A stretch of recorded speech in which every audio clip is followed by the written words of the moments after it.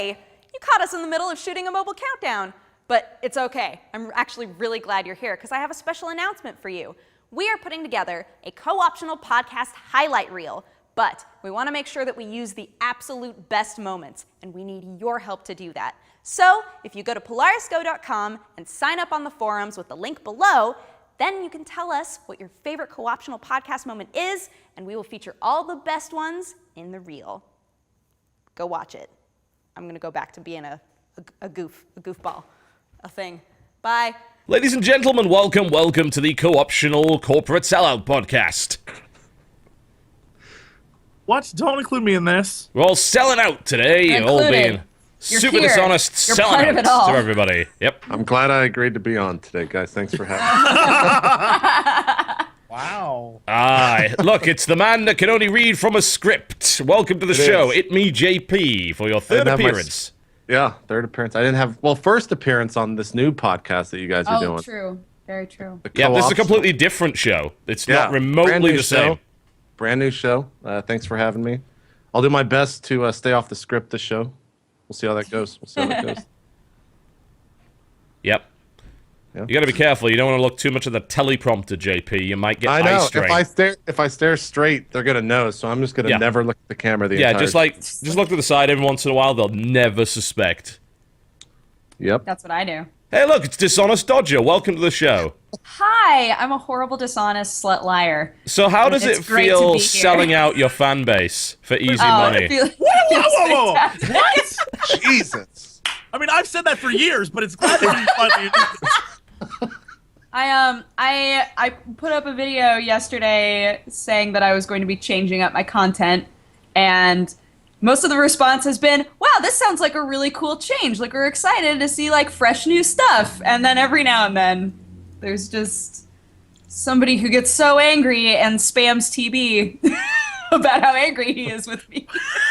Well, I mean, if you wouldn't be such an obvious whore all the time, then this wouldn't happen. It's rough.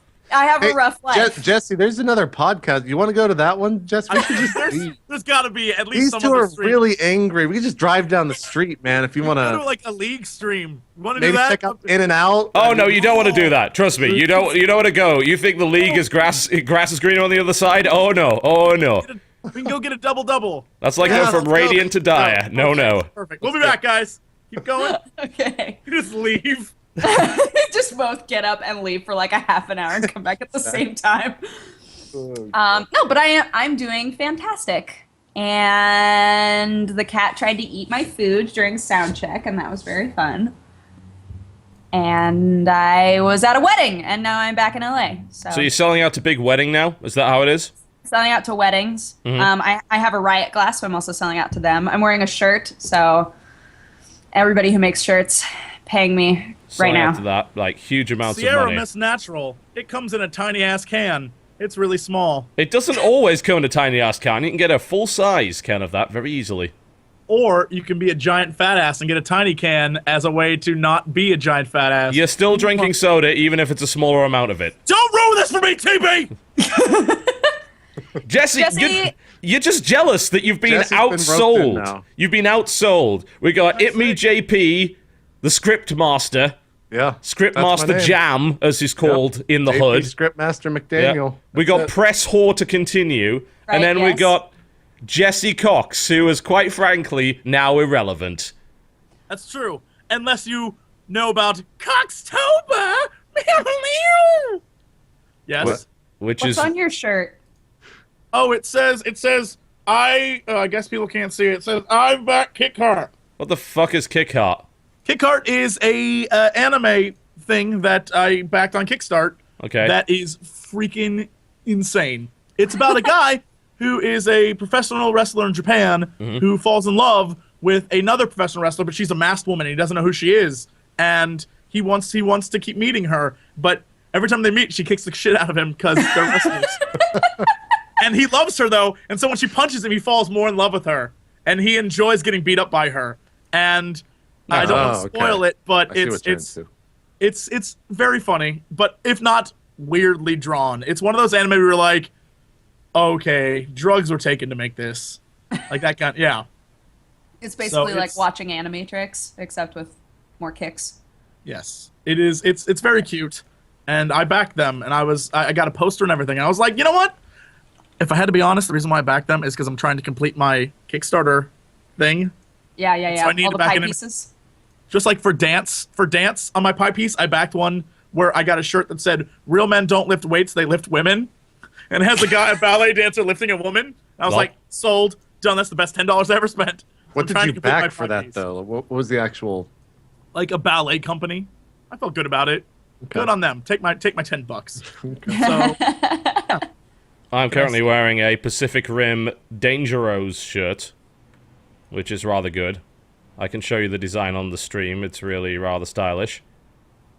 I liked it. TV's like, I'm not gonna lift my shirt up. That's a lot of work, but I will find the picture. That involves standing. Plus, like, my camera's reversed again, and people will complain. I'm just like, huh? Everyone's complaining about everything today, so I'm going to assume that's going to happen there, but I now have a Dangeros shirt.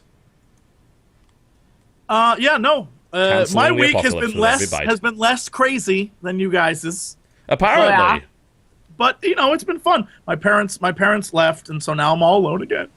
It's the worst. No, I've just been doing my shiz. I've been working, man. Like all of you, working hard. Hardly appreciated, but working hard. Yay! I don't know. Punches him, he falls more in love with her, and he enjoys getting beat up by her. And I don't want to spoil it, but it's very funny, but if not weirdly drawn. It's one of those anime where you're like, okay, drugs were taken to make this. Like that kind, yeah. It's basically like watching Animatrix, except with more kicks. Yes, it is. It's very cute, and I backed them, and I got a poster and everything. And I was like, you know what? If I had to be honest, the reason why I backed them is because I'm trying to complete my Kickstarter thing. Yeah. So I need all to the back pie it in. pieces. Just like for dance on my pie piece, I backed one where I got a shirt that said "Real men don't lift weights, they lift women," and it has a ballet dancer lifting a woman. And I was like, sold, done. That's the best $10 I ever spent. What did you back for that though? What was the actual? Like a ballet company. I felt good about it. Okay. Good on them. Take my $10. So I'm currently wearing a Pacific Rim Dangeros shirt, which is rather good. I can show you the design on the stream. It's really rather stylish. I liked it. TV's like, I'm not gonna lift my shirt up. That's a lot of work, but I will find the picture. That involves standing. Plus, like, my camera's reversed again, and people will complain. I'm just like, huh? Everyone's complaining about everything today, so I'm going to assume that's going to happen there, but I now have a Dangeros shirt. yeah, no. My week has been less crazy than you guys's. Apparently. But you know, it's been fun. My parents left, and so now I'm all alone again. It's the worst. No, I've just been doing my shiz. I've been working, man. Like all of you, working hard. Hardly appreciated, but working hard. Yay! I don't know. It's wisdom right there. How many things have you sold out to this week? It's important to know. Oh God. We're looking for full transparency here, Jesse. Well, clearly to Apple. Yeah, obviously. They convinced me to buy a $50 piece of equipment. This is $50. I wouldn't call it equipment as much as a cable with a bit of plastic. Oh yeah, okay. No. A When you $50 spend cable. $50 on that, it's equipment, TB. It reaches that level. This is the stupidest thing. So I don't know if any of you have been to the Apple store ever. I think this is the first time I've ever been in one. Mm-hmm. It is insanity. It's an insane, stupid thing. The Apple store is filled with people of all ages and weirdness, mostly weirdness. Like, I'm trying to use this thing, and like the hipster Apple people just like, oh, well, first you got to do this, then you have to do this as well. Not and then Apple people, Jesse. Geniuses. Genius. Yes, the Apple. Who the geniuses. fuck requires There are no explanation to use an geniuses. Apple device? Can There you are no explain that to me? geniuses there. The fact that I was there means I'm not a genius. There are no geniuses in that building. It's just people in blue shirts selling things to dumb people who don't know what they're buying. So it's literally just like, there are people everywhere. To me, man. I mean, people standing around, people doing it. It makes no sense. Like it's crowded, and I'm like, what are people And nothing's doing? happening. yeah, that's the worst Nothing's part. happening. Everyone just stands around like, what do I? The line. Like. Well, because I'm in the Apple store, it's like being in a really fancy watch shop, only for people without any money. You're in the fancy watch shop, So it looks like you matter in some way. So you're in the Apple Store, and it looks like you're with the tech. You've got You're got hip. You're hip to the kids. you're unique, just like it does everybody make any else in the sense. store. There are no prices on anything. Everyone walks around with like Well, their of course, own Jesse. iPhones. You shouldn't need to know the price. If you come into the I Apple hate Store, stores like that. Oh, I hate yeah. that so much. Like every clothing store in LA, you walk in and there's no price on anything, and I'm like, I'm leaving. I'm just gonna turn dumb. right around and leave Yeah. because It's like, that oh, means well. it's too expensive. you should know if you're in this store, money shouldn't be a problem for you. Barf. And it's like, well, no, it kind of isn't. But you know why it's not a problem for me? Because I don't spend all my money on fucking clothes. Tell me how much this costs. God. It's mind blowing. And the reason why I got this is simply so I could go like this, plug it in, and do HDMI. That's it. Just so I could like try and record stuff. That's all you That's need. it. I go up to the girl, and after waiting, trying to find a random person in blue to take my money, I'm like, look, I just want to buy this thing. And she's like, are you sure that's what you need? I'm like, oh yeah, I'm sure. She's like, well, it only does HDMI. You know that. I'm like, oh, I'm aware. She's like, well, it only goes to your TV. You're aware. I'm like, yes, I'm aware. She's like, okay, let me scan your card. And so I'm like, you don't accept cash? She's like, no. Well, They don't accept cash is so cash. 20th century. And so she scans my card, and then she's like, okay, here you go. And I get the receipt. It's emailed to you, by the way, because that's the hipster That's the douche thing best. to do. Well, of Yeah. course it's emailed to you because then they have your email address, and as such, they own a portion of your soul. Yeah, so now they email it to me, and then I look at it, $55. $55. For a piece of white plastic. Yep. That sounds about right. Like all the official cables. I'm pretty sure the component cable's about 45, which is Shut up, absurd. Apple. No one else makes another cable that does that. Well, no, because they don't can't. exist. They quite Yeah, literally yeah. cannot do it because Apple won't let them. So, a component cable for a regular device would be about 50 cents at most from monoprice. And just enjoy the fact that Apple devices use non-standard resolution. So every video you ever make of it is going to look like ass. Oh, I can't wait. I can't wait. Yeah. So Because, we're going to make our tablet in 4:3 because, 16:9 is so passe. I had so many Or that. dreams. Somebody loop that. I had candy cane dreams of making the Deus Ex game, like trying to play that. Oh, or don't. Infinity Blade. I was like, I got it. I want to see these things. I want to see how they look. And Like ass would be the answer to that. Apple. Turns out that's Apple. what happens when you don't have a dedicated graphics device. Who fucking knew? Here's the crazy thing is I don't want to play favorites because Microsoft is equally as awful. But there is a Microsoft store in one of the malls here, direct rip off of the Apple Store, except it's a store. It's like they have cash registers. They have a line and everything. They have lines. Cash registers are so 20th century, Jesse. They have like display. It's so funny. You're like, one of these is trying really fucking hard, and the other is trying really hard to make. What bothers me their is it site takes there. 3 times as long. I've had to go to the Apple Store a couple of Oh, times. it's terrible. You just It stand takes around 3 and times as long to fucking get wait. anything done. And everyone's just kind of standing around sort of looking at the devices and not actually doing anything. So it's like, are you busy? And there's just people asking stupid questions of the, 3 staff that are in the actual store itself. Yep. It's mind-blowing because no matter what time you go there, it's always filled with people. Yeah. And it's always filled with people just standing around, like, confused. It's like, how confusing is an iPhone or This is iPad? the It's- simplest device you could possibly spend this much money on. Yeah. There's nothing, and it's people, like, showing them how to enter passwords and emails. It's like, Yeah. look, if you can't do that, you don't deserve this. You're too damn old. Yeah, they do like classes and stuff, which is weird because there's like a billion people around you, loud as shit, and you're like, all right, to move this file to the recycling bin, you click and hold and drag over here, and everyone's like, oh yes, we understand now. Well, yeah, Thank they have a you, little Apple." projector in the corner, and there's a bunch of people Yeah. sitting down learning how to use email. And I could understand it if it was all 80-year-olds, but it's not. It's like 25-year-old college It's people that should ridiculous. clearly know better. Come on, this is not difficult. I like to think that's where mall rats hang out now. They don't just hang out outside Oh, of a yeah. store. They Yeah. only hang out just in the Apple store watching that projector for Yeah. hours. Well, that's a cool thing to do is go take your photo in the Apple Store, then it stays on the iPad or whatever, right? Isn't that like the cool thing to do at Oh, people do that. Yes. Yeah. Oh, it's like that's the a dumbest hipster thing. thing. No, Yeah. come on. That's Yeah. dumb. Yeah. It's so stupid. A regular store, if I want to buy something, I go up to the cash register, I purchase the item, and I leave. Here, it's like, well, okay, so since there is no cash register and no queue, I have to kind of hope that I can get the attention of one of the employees that is busy answering stupid questions or just chatting with some other Apple enthusiast who has been an enthusiast of Apple since, they released the iPad. So, he's a pretty hardcore fan. Right. It's like, ask him what an Apple II is, and it's like, is that a new iPad? Like, come on. Yes. Yeah, Yes, that's exactly it what is. it is. Yes. Good job. All of those is true. Breaking news: co-optional podcast now brought to you by Android. Available now. Yep, I have Sure. this phone right here. It's an Android phone. It's pretty good. It does what I want it to do. That's about it. I can't hold up my phone. I can't do it. Is it embarrassing? No, I mean it's an iPhone, but we're Oh. Android show, so I can't do it. Yeah, I mean, it is an Android branded show, so if you were to do Yeah. that, you would be dishonest and a sellout. Yes, Important to know. exactly. Apple. It's terrific.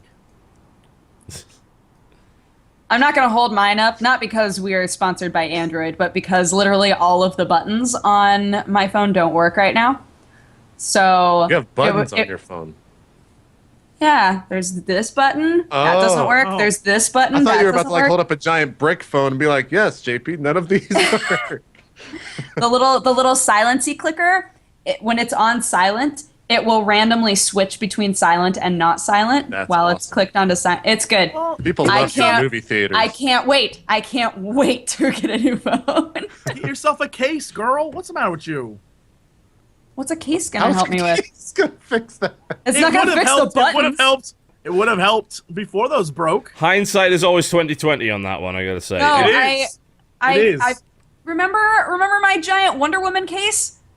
I Yeah, had the well, that Wonder wasn't a case. That was what you give It like was 12-year-olds to make them shut up. case. It wasn't much of a case, really. It was. It was hugely. Yeah, it was horribly confusing. impractical. Yeah, but it was a case. I only took it off because the buttons stopped working. When the button stopped working in your case, it's not a case. I don't want to have to break it to Dodgy, you. you promised to keep using that case, and now you're not using that case, so I'm afraid to tell you that you're horrible. Fell out. Look, I need a new phone. Okay. Well, welcome to the Co-optional Podcast, where we won't give you one. Coming up in the show, Yay. we'll be talking about what we've been playing this week, and, of course, we will round up the news. And Half-Life 3 confirmed, guys. Half-Life 3. Guys. There's a I hear trademark. Half-Life- That I means hear it's Half-Life coming. 3's coming out. It means You want to it's explain gonna why the be fuck it wasn't trademarked years ago? It's I was about to say, shouldn't that have been something they did That's a kinda long weird. time ago? It's kind of weird. No one else dared trademark that because then you're fucked. Then they know. It appears know. to have been. By the way, it would appear to have been filed in Spain, so it doesn't mean jack shit at this point. Lol. Oh, maybe there's a Spanish guy. Maybe in Spain it's like Half-Life a tre, and it's a kind of drink. Uh-huh. And the guy just look. I took 4 years of Spanish. Shut your Sounded mouth. like it. It sounded like Yeah. it did. Like, instead of going into this as a news topic later on, can I just say, one, this whole Half-Life 3 confirmed meme bullshit is incredibly dull, and secondly, Half-Life was pretty good, but 10 years on, I don't really care about its sequel. I'm And just saying. anything else? I think that pretty much about covers it. I was hoping you'd say one more thing so I could say TV said 3 things. That's confirming Half-Life 3. But whatever. I'm gonna ruin it for He you. doesn't Whatever. count to 3, man. It's He doesn't- I can't count to 3. Yeah. Har har har. PC gaming, Gabe and Master Race. I like See, that's his. I told you, I everyone like has their your own Valve voice. fanboy voice. Yeah, he's got It one. looks just- like you are attempting to be funny.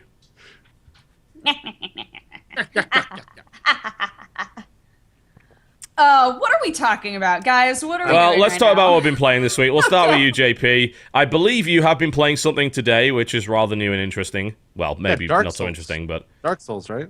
Is that new and interesting? Yes, yep. yeah, Dark Souls is like a brand new game. Everyone's really excited about it. So I've been playing Battlefield 4. I was up last night when it launched. I played like 10 minutes. I shot a guy. It was Battlefieldy. I thought it was Wow. cool. I went to sleep. Yep. Then I played about 2 hours or 3 hours this morning. It's a beta, so there's definitely issues with it. But but it's a Battlefield game, and I'm having a lot of fun with it. The gunplay seems a lot better. I don't know if they changed like the way bullets work in that game. They still kill people, but the way that they get to the said person to kill people is faster. It's a little bit different. I don't know. Like the physics are different. Like sniping is actually Easier? You can snipe. Yeah, the bullets travel faster, and it works when you shoot someone. So I was really excited about that. The map. I'm kind of so when they in Battlefield 3 when it was in beta, they had Operation Metro as the main map, and it was entirely infantry focused. The map that they have for this one is I think it's just Shanghai City or something like that. It's a Siege of Shanghai, I believe is the name for it. Yeah, it's the one that everyone has seen for 1 billion years already in the promotional material. Because, like, look at this skyscraper falling over. Exactly. That one. It's pretty like vehicle focused. I feel like there's always 6 tanks on the map that just murder you. Well, 64-player conquest is kind of to be expected, right? Right. Yeah, exactly. There are 32-person maps. I think there's a ton of different servers, and I think there's 4 different game modes. I don't know if those are all within the beta, though. I only played they did announce it was only 2. I thought it was they were only putting in Domination and Conquest, okay. I believe. I've only played Conquest. I wasn't playing Domination. That's like the CS of No, that's Diffuse. You're thinking of Diffuse for that one. Domination's more of it's an infantry focused like 32-player or 24-player, which is just smaller and faster in general. Yeah. Well, I should just play that, but it's pretty cool seeing the building fall. That was the first thing that I tried to do. Is I think you blow out the 4 support beams in the front, and it falls down, which is going to be the first thing that happens in every multiplayer map now for the end of time. It's pretty shitty building if all you need to do is knock out 4 support beams and the whole fucking thing comes down. It's still awesome when it happens, though. It's still awesome. First time it happened, I was at the bottom and I just died randomly. Chinese build quality, man. What can I say? Sirens go off when you're at the top. You have to parachute off and stuff, so that's pretty cool. I bet they use like lead paint in it and everything. Maybe so. There's also like a boat. Sorry, go ahead. No, there's a boat that's like a boat tank thing on the water that's incredibly overpowered. It has like 1 billion guns on it, and like 5 people can sit in and just destroy everyone. Amazing. I got killed by Xbox 360 No Scope XXX. That was his literal name. Like wow, 6-7 times by this boat. It was real frustrating. What were we gonna ask, TB? I was gonna ask, have you had any performance problems with it? Because I logged in very briefly this morning and it did not work so well. So last night it crashed after I killed someone when I tried to save the settings. But then I put in the beta drivers that NVIDIA suggests to do, and I'm getting around 20 to 45 FPS. My machine's somewhat dated. It's a 570 with a i7 2600K, so it runs all right. I've got everything maxed out except like 2 or 3 settings. But for a beta, I guess it's all right. I hope that FPS will be bumped up for the final release, but it wasn't that bumped up when BF3 came out, so I guess we'll just have to see. I'll probably update my machine regardless, but you're running Titan, so how FPS-wise for you, what is it getting? Well, the problem that I'm having with it is there's a massive variance. Like, there's times that it'll just be running absolutely solid, and then it'll just, like, tank for about 10 seconds for no apparent reason whatsoever. That's what I experienced. I feel like explosions and smoke, as they tend to do, like, are really bad FPS drops. Whenever I, like, center on that, I didn't have that problem at all. Like, are you running AMD or NVIDIA? Two 780s SLI together. So you're running NVIDIA. Do you have the latest beta drivers? Because half the people that talked to me about the beta drivers said it ruins everything and you need to downgrade, and the other half said, "Oh, it totally fixes everything." Oh, I don't have the beta drivers. So I have just the regular drivers, and it worked fine. I've never played a Battlefield game before, so Crendo and I was blown away the entire time. I was like, I think I just need to upgrade my drivers and see what happens. Plenty of people are saying that it should work fairly well if you upgrade to the beta drivers, so I'll do that, and then I'll try it again later. I didn't have much of a chance to try it. From what I played of it, it's like, yeah, this is Battlefield. Yeah, what I expected. It's pretty much the same game. Yeah. With new stuff. More stuff, yeah.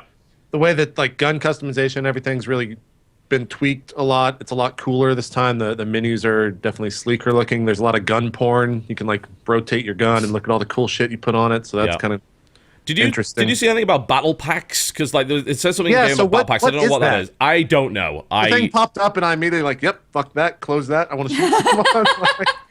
I don't care. Yeah, I don't know what battle packs are. In fact, I'm going through the FAQ right now. Gear up with battle packs. Battle packs contain a combination of new weapon accessories, dog tags, knives, XP boosts, and character customization. And they're just How out much? in the map? No idea. Doesn't say anywhere how much they Someone are. was asking about the microtransaction stuff, so maybe that's it. I don't know. Maybe I'm it just sounds making like shit it. up at this point. It sounds like Mass Effect 3 style booster packs, doesn't it, for the multiplayer? Yeah, we were dicking around in there looking at all the different things you can add to your dog tag and stuff, and literally everything has, you need to either kill this many guys or get this many points or do this many things. But then there's some things that have nothing, but you have no access to them. So I assume maybe that's stuff you have to buy. Or yeah, maybe that. Well, I mean, It might I'm okay with unless stuff it's- like unless it's knife unlocked. skins and dog tags. That's kind of fine. I'm not saying, but weapon accessories is what worries me. Like, Yeah. what do they mean by accessories? Do they mean camo or do they mean actual fucking add-ons? Because if they mean that, then that's terrible. I'm not sure. We'll have to. Maybe I'll read the tutorial or the tooltip next time it pops up. Yeah. Yeah, it does sound to me like Mass Effect 3 battle packs, Mass Effect 3 booster packs, though. But the thing about Mass Effect 3 was like, well, I'm not so keen with this business model, but it's okay because it's just a PvE game, right? It's a co-op game. There's no competitive nature in that at all. Throwing this kind of stuff into a competitive game, that's where things get murky. And I'll be damned if I'll trust EA with it. Fuck that. They cannot be trusted when it comes to this stuff. Speaking of EA, I was surprised that Origin let me play the game. You know what? Fuck. No, I'm right with you. I've had no problems with Origin the past month. I don't know what you guys are talking about. I was like, oh god, I'm gonna click this button. Please Is it work. gonna work? And I clicked it, and it loaded. I was like, what? Click play. Yeah.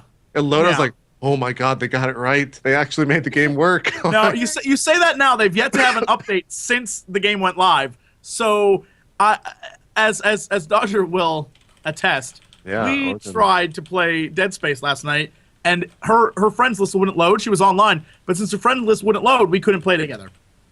Her friends list just wouldn't load. How does a friend list not? And every single Pretty good. Thing that EA said, if you went to their website, there are hundreds of people with the same problem posting, and EA's like, have you tried uninstalling and reinstalling Origin? That's their answer to everything. Yeah. That's you have a shitty system, EA.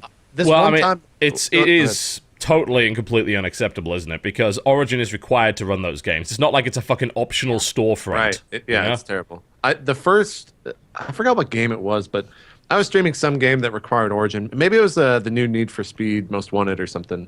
And I think I had like 2,000 or 3,000 people watching, and I just started ripping into Origin because the game to this day still doesn't load. It's still fatal errors the second I load it. What? And I was tweeting about it and everything, and like some I forgot who he was. Some representative of Origin was watching as I just constantly berated the program for being a complete piece of shit. And he's like, "Have you tried uninstalling it?" I was like, "All right, look, I'm gonna install it live on stream. You can watch me do it and then watch how it doesn't work at all." So I did that, and he's like, "You should try emailing me." I was like, "No, you should email me. You can find my email at this whatever." I never got an email, but I it's have the exact. ridiculous, man. I went to Twitter with my anger last time this happened because every time we try to play, something different happens. Yeah. Like another mysterious problem appears. Yeah. So I went on Twitter and furiously spam them. Like, you guys are this is so stupid. So some guy from the EA Tech Sports let me help you. And I'm like, okay. So I'm doing it with him on Twitter. Like, okay, what do I need to do? I do it, solves the problem for a day. The next day they do an update, breaks it again. And I'm like, this is so stupid. You guys are idiots. I can't even. Another great example is the other day I was talking with Dodge about this. How I got really bored. And I was like, you know what? Maybe I'm bored enough. I'll play SimCity. So I click on SimCity. I posted the picture on I posted a picture on my Facebook just because I thought it was hilarious. I got an error and it says, "We're sorry, an error has occurred. Invalid license." So a game I paid for, I can no longer That play. you can because only the run license through Origin. has an invalid. How is that even possible? I went to go look it up, and they were like, "There's a problem with the cache in Origin. You need to just delete it all and delete Origin and reinstall everything." I was like, "Why is that your answer for everything? God damn it! You were the worst company ever." You What guys is the matter remember with when you? they gave the free Steam game away for SimCity? Because it was so bad. So I already purchased Dead Space, the limited edition, and I was going to try to get the original Dead Space to give it away. So I clicked that. Now I have both editions on my Origin. I have the limited edition and the regular edition, both able to play. They're both Right. installed. It's like, what the Great. fuck is that? That's useful. How does that make any sense? Yeah, I think like the worst part last night was when we were ranting about it on Twitter. A lot of people were like, you can't really get upset with Origin because of Battlefield. You know, there are like a lot of issues going on right now. And I was like, this is not like a one-time issue. This is an every time I try to use this program issue. I'm so angry. It's like the same people defending Steam when there's a Steam sale. It's like, oh, well, you can't complain that none of your games are running because they're having a sale right now. I don't care. You are the one that decided to attach a store to the client that you require me to run in order to run your games. That is your fucking problem, and I will call you out every time you screw it up because it was a dumb idea to begin with. Yep. And I can't say Steam is blameless and stuff because sometimes Steam just doesn't work. They're and it's not. like, come on. But the problem is Steam, that's an every once in a while kind of thing. With Origin, literally every time it's broken, and it takes 45 minutes to fix it, and then we're like, okay, now we can play. But it's 45 minutes! Like, that is insane! Yeah, I used to think that the complaints about Origin were kind of overblown because I was very lucky that I didn't really have them, and I actually was at the time having a lot of Steam issues. But lately, it's been a case of, this is not improving. I know it took Steam a long time to get things fixed up. I know that. And I also understand that it takes a while to make something this complicated actually work on a regular basis, but until that time, you should probably stop requiring it then. You know, the only reason you require it is because you want people tied in. You want a captive audience to your store. Yeah. It bothers me so much. Oh, it's the Infuriating. worst. Yeah. But it works for Battlefield 4. Oh, yeah, the no, moment. it worked great last night. I turned on Battlefield 4, it worked flawlessly. Well, to I be went fair, to the website, I went everywhere, it worked great. Also, the battle log has been like updated or upgraded, I guess is the best thing. It's fucking awesome now. There's like global leaderboards for everything. It'll rank you against all of your friends from like accuracy to kill death to win-loss ratio, time played. Like you could sort it by overview, general, kits and teams, weapons, vehicles, like everything. And there's a world global ladder I think it's awesome. That's really cool to see that type of stuff. It's funny because I used to hate Battlelog. I hated the idea of taking the server browser out, but then it took a bit of time to realize the Battlefield server browsers were always shit. They were always terrible. I don't mind Battlelog now, and as you've said, it is a lot better. And it is not inconvenient to just click on it, and because you get into a server so quickly, it's not really inconvenient to use. So I will happily say, hey, you know what? I was wrong about Battlelog. It's actually pretty good. The only thing I ever had issues with it was like getting into a squad with friends. Jesse, you said you were playing with someone last night. Did you just click played with join and Frendor. it worked? Well, I mean, we purposely found a server. We were like, let's join Dallas 19. So we got on Dallas 19, and then when he got on, I was like, what are you on? I guess it put us both on China. Go China. And I found his company, and I just joined his company. So, I mean, it wasn't that difficult. It was standard, like, FPS. So you weren't in a squad with him before you joined the game, or were you? I was not, no. Because you can, like, join squads in Battlelog and then join a game. Oh, I didn't even know you could do that. Like You I can do said, it on this is the Battlefield first time 3 I as played. well. That's how it used to work I've never in played Battlefield Battlefield 3. before, so... And it was This shit isn't- when we did it, so I don't know if it's any better. That's why I was asking, so... yeah, it's pretty fun. I'll definitely be playing a lot of it. I'll get real tired of that map and never want to play it again, just like what happened with Metro. Oh, well, Metro wasn't very good to begin with. That's the main problem. Yeah. When they brought got Caspian crazy. Border out, it's like, this is Battlefield. You know, that is Battlefield. Metro kind of wasn't. Although over time, I think I actually got sick of the Battlefield experience in general. I was looking for a little bit more infantry-focused stuff. I just don't feel that Battlefield does it all that well. But I don't know. We'll see. I used to be all about conquest all the time, but I have a feeling that I will look into these smaller modes. And if they put CTF in there like they did towards the end of Battlefield 3, then I will 100% always play CTF because that's the best multiplayer mode in general in FPSs. I think nothing can beat that. So we'll see how that goes. we'll see. It'll be What does kinda, CTF mean? Capture the flag. Got it. There you go. Oh, the last thing I guess I'll say this. I want to say this at the start. Like, it seems like towards the end, I bought Battlefield 3 Premium, which gave you access to all the DLCs as they released over time. And towards the end of that towards the end of the DLCs, they started to really think about like verticality of levels. And with Battlefield 4, it seems like they are just focusing on that 100% because if you do not look up in this game, you will die because a sniper is going to be sitting on top of a skyscraper just picking people off. And And I love that. I love that you actually have to do that now. That sounds infuriating. How do you love that. How do you find the sniper to kill him though? Because I mean, in Battlefield 3, you just had the shiny little scopes going on. It was easy enough to locate snipers. I mean, there's the commander or whatever he is, the guy who has the overview of the map. That's not in beta though. Oh well, he will I assume be. that's a way you can spot guys. I don't want to say that Krendor and I found a great fun cheat, but if you just keep spamming Q and just looking around the map, guys will pop up, and you're like, oh, that's easy. I see people. They didn't fix that? Jesus, that was a problem in Battlefield 3 as well. You can still spam But it. Oh, that's so the one stupid. thing that I learned is early on, because this is the first time I ever played this, is I was running around like being super badass, like run up, shoot a guy, and I'd be blown away. I'm like, what the hell? And I wouldn't know where that came from. You really have to like stick to walls and stick inside buildings and go underground and sneak around. Like you can't be in the open, because in the open's where the tanks are and like all the other vehicles. So they're fighting each other, and you have to sneak your ass around and try to get beyond that. I had a lot of fun.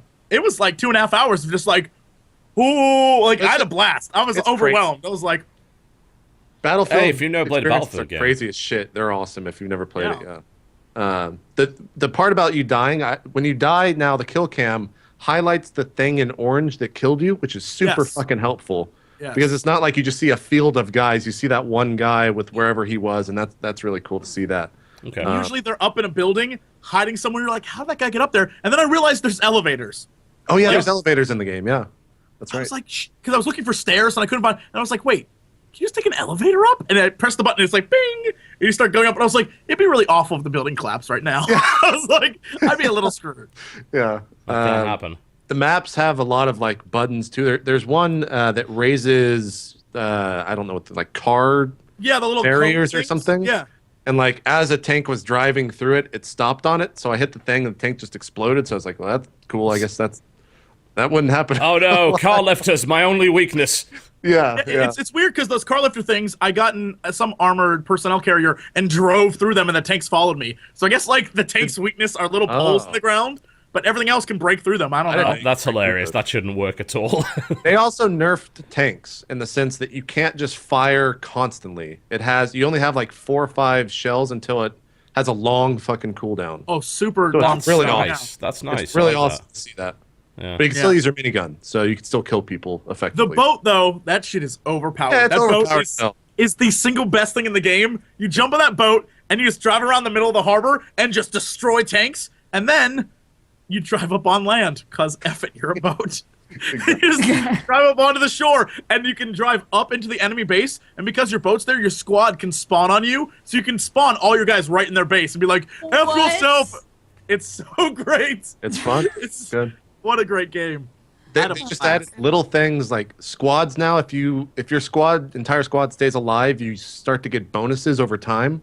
Yeah. That I don't know what they actually do. I just know they exist. So little stuff like that. It seems like they saw Battlefield 3 and just added on small little things that make it a better experience, and that's Battlefield 4. So I'm having a lot of fun with it. We'll have to see how the rest of the beta goes. Yeah. Good stuff. Dodger, what have you been playing this week, aside from weddings and nonsense like that? Oh gosh, when I was not needed for the wedding, I was sitting on a bunk bed playing Hearthstone. Oh god. Because I finally got it. And I was like, look, anytime you need me, I'll be there to help with this wedding jazz. But I have Hearthstone on my laptop now, and I might get distracted. And I did, and it's super fun. I have yet to understand a class as well as Hunter. Hunter is like my favorite class by far. But Doing beast combos and shit. yeah, it's just gosh, I keep being like, all right, I'm gonna focus on a different class, and I'm gonna like figure it out. And even if I have like a strategy, I just don't feel like I play as well with it. So I always switch back to Hunter. But yeah, absolutely love that game. It's super fun. And I played Volgar the Viking, which is like Oh, I want to play that game. the best. Oh my god, you have Game's to. a dick. No, I love fucking hard games. I just played Dark Souls for fun last night. I love games like that.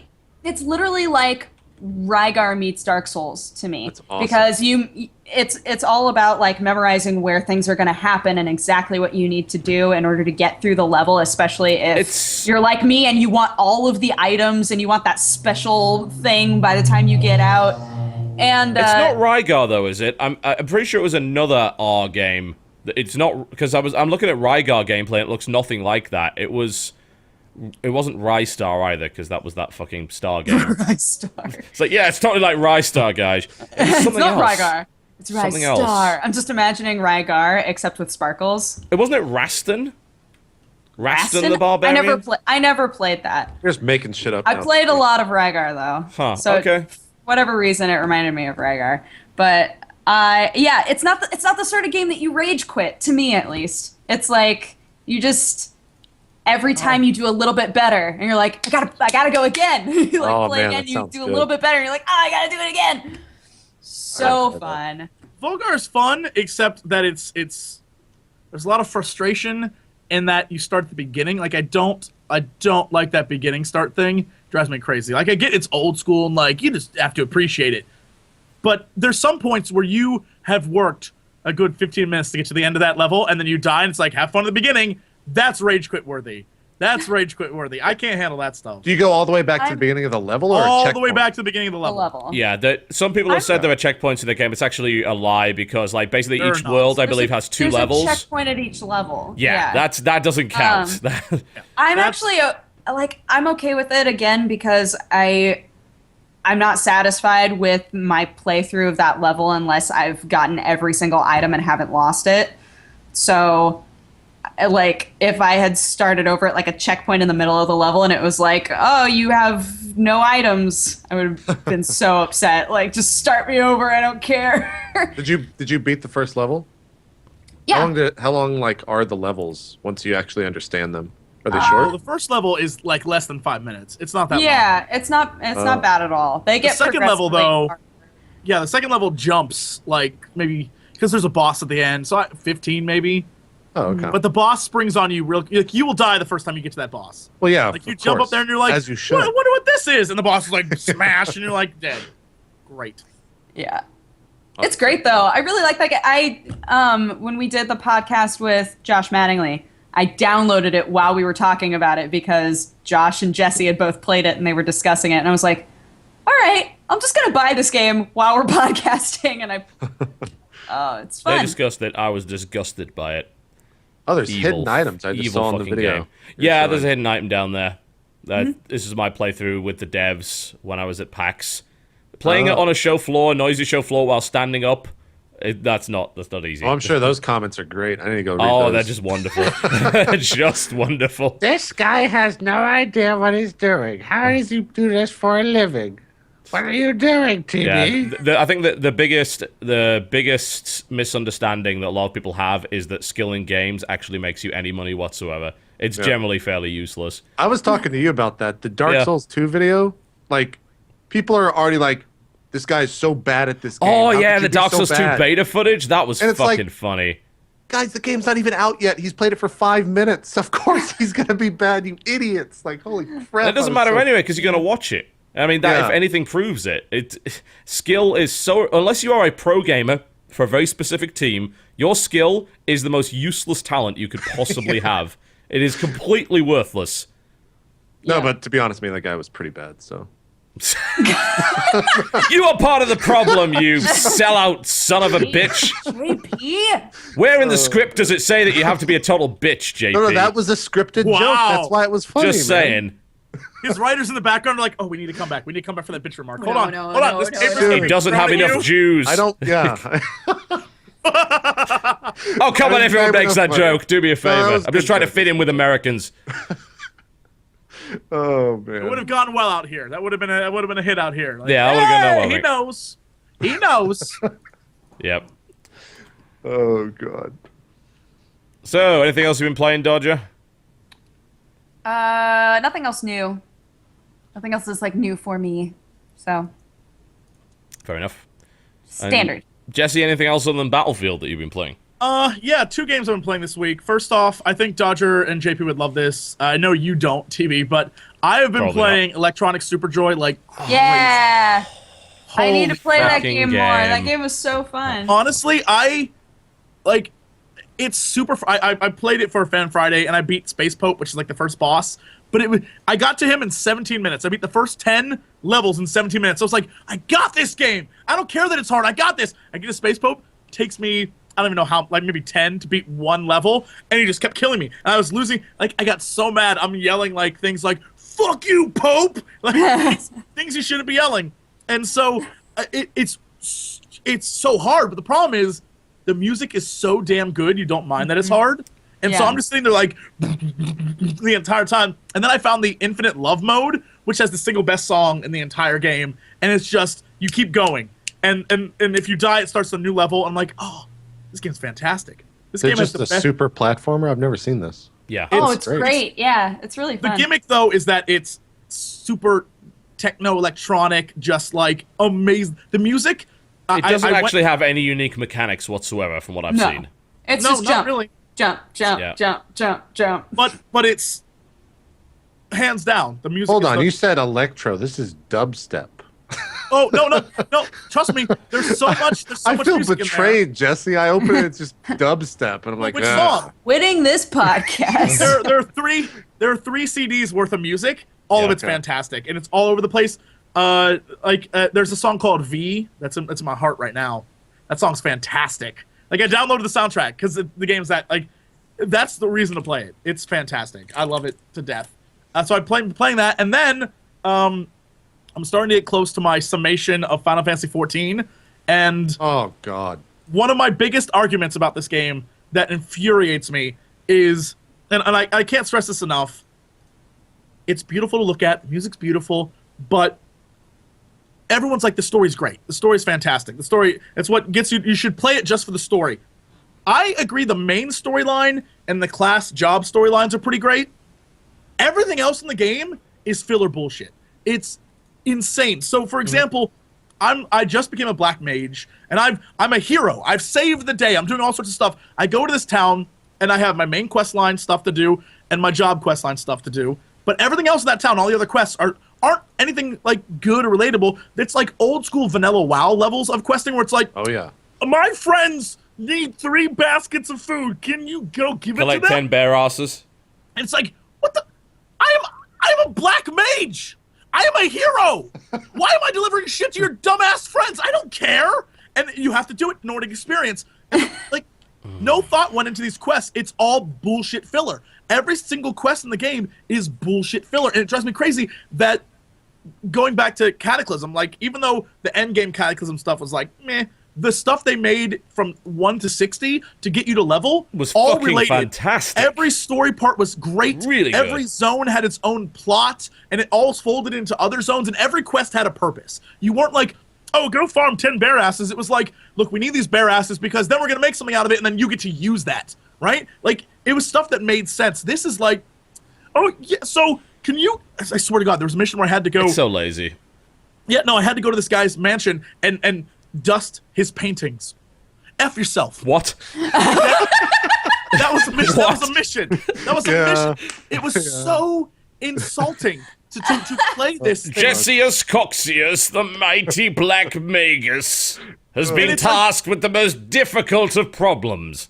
And I was like, guys, you don't understand. I am a warrior of light. A crystal has chosen me, and someone in chat was like, yeah, but technically Crystal chose a bunch of other people too, so they're all heroes. So it's like, that's even more insulting. So That's the now problem there are with all these MMOs. heroes.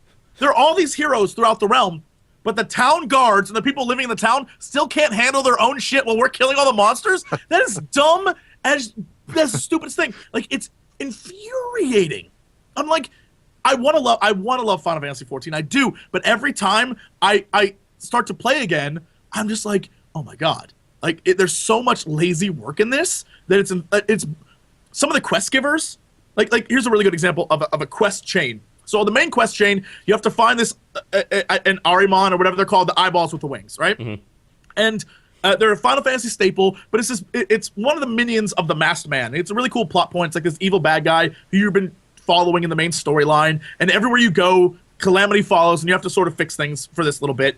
And so you go to this one area, and there's people just dead out in the wilderness, and their faces are all clawed up. And a guy's like, "Oh, I swore it was this winged eyeball. It was awful. Oh boy!" And his friends are like, "I don't know. I bet it was a Ziz." And so you're like, "I guess I'll go kill some Ziz with these bird creatures." You kill them, you come back, and the guy's like, "No, I'm telling you, it was an eyeball." His friend's like, "I don't know. Maybe it was something else." It's like, listen to your fucking friend.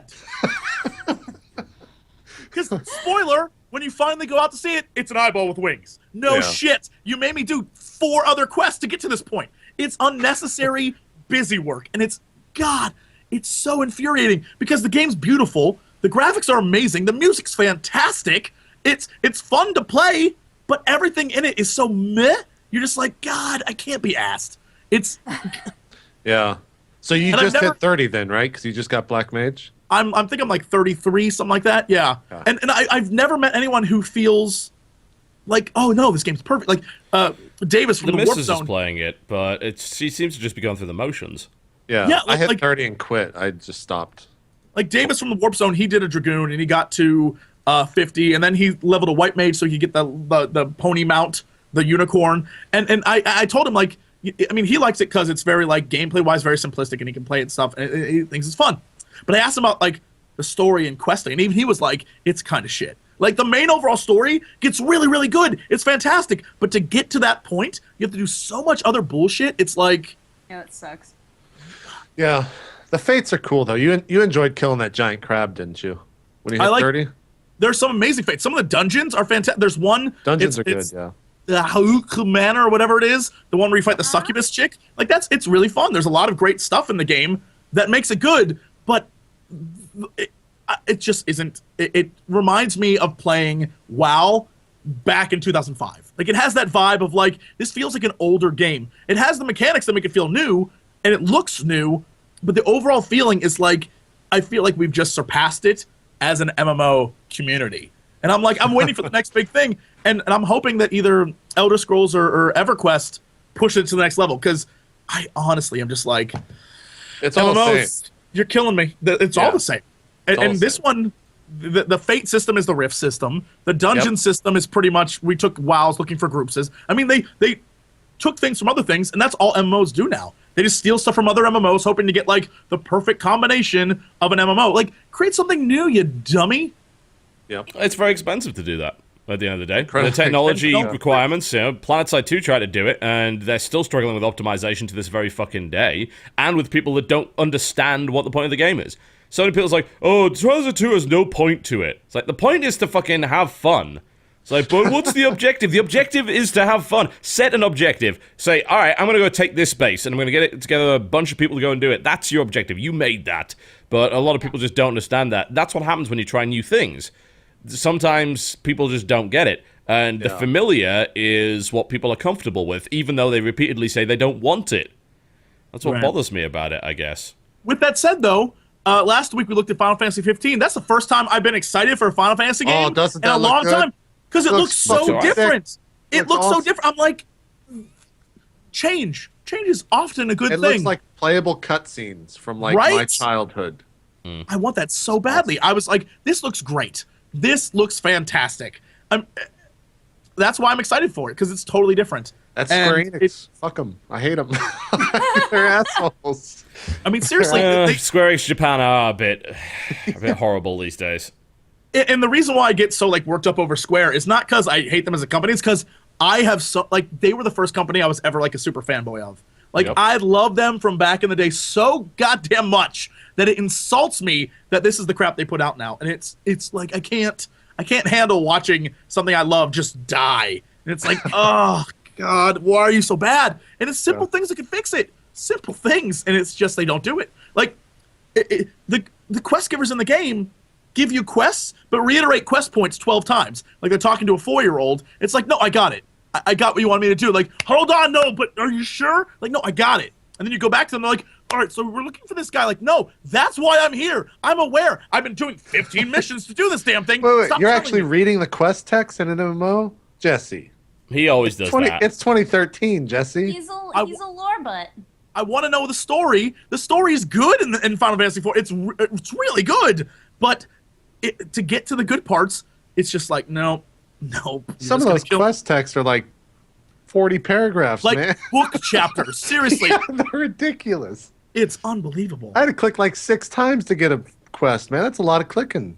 That's what I'm saying. Like, oh man. Then the fact that every piece of, and I don't know how much of it you read, but literally every character in that game talks like, ought not thine worry.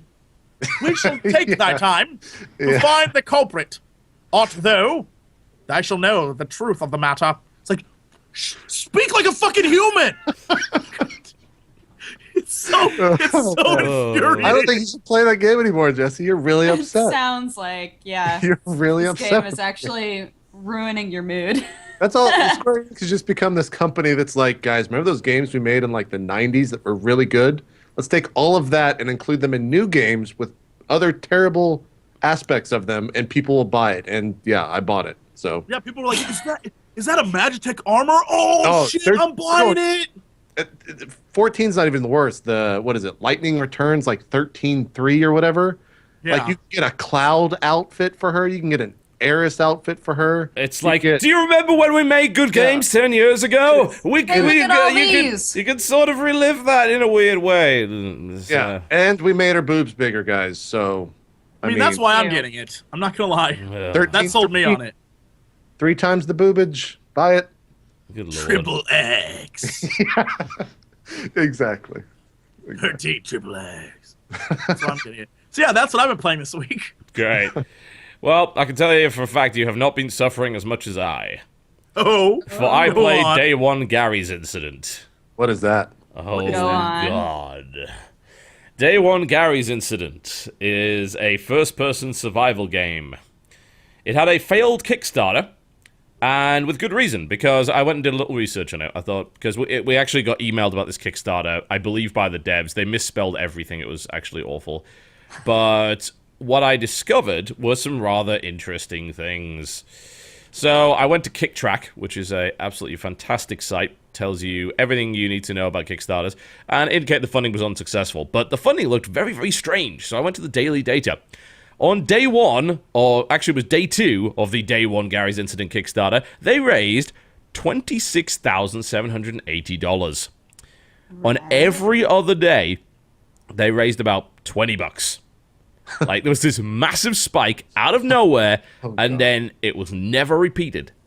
I always wonder if that's like the people who have the Kickstarter going, they're like, okay, we need this to look like it's really popular right off the bat. So we're going to take all of our money and just put it into this game. Oh, I have no doubt this has happened. On the Kickstarter. I have no doubt it's happened on successful Kickstarters. That people are, because there's no reason not to.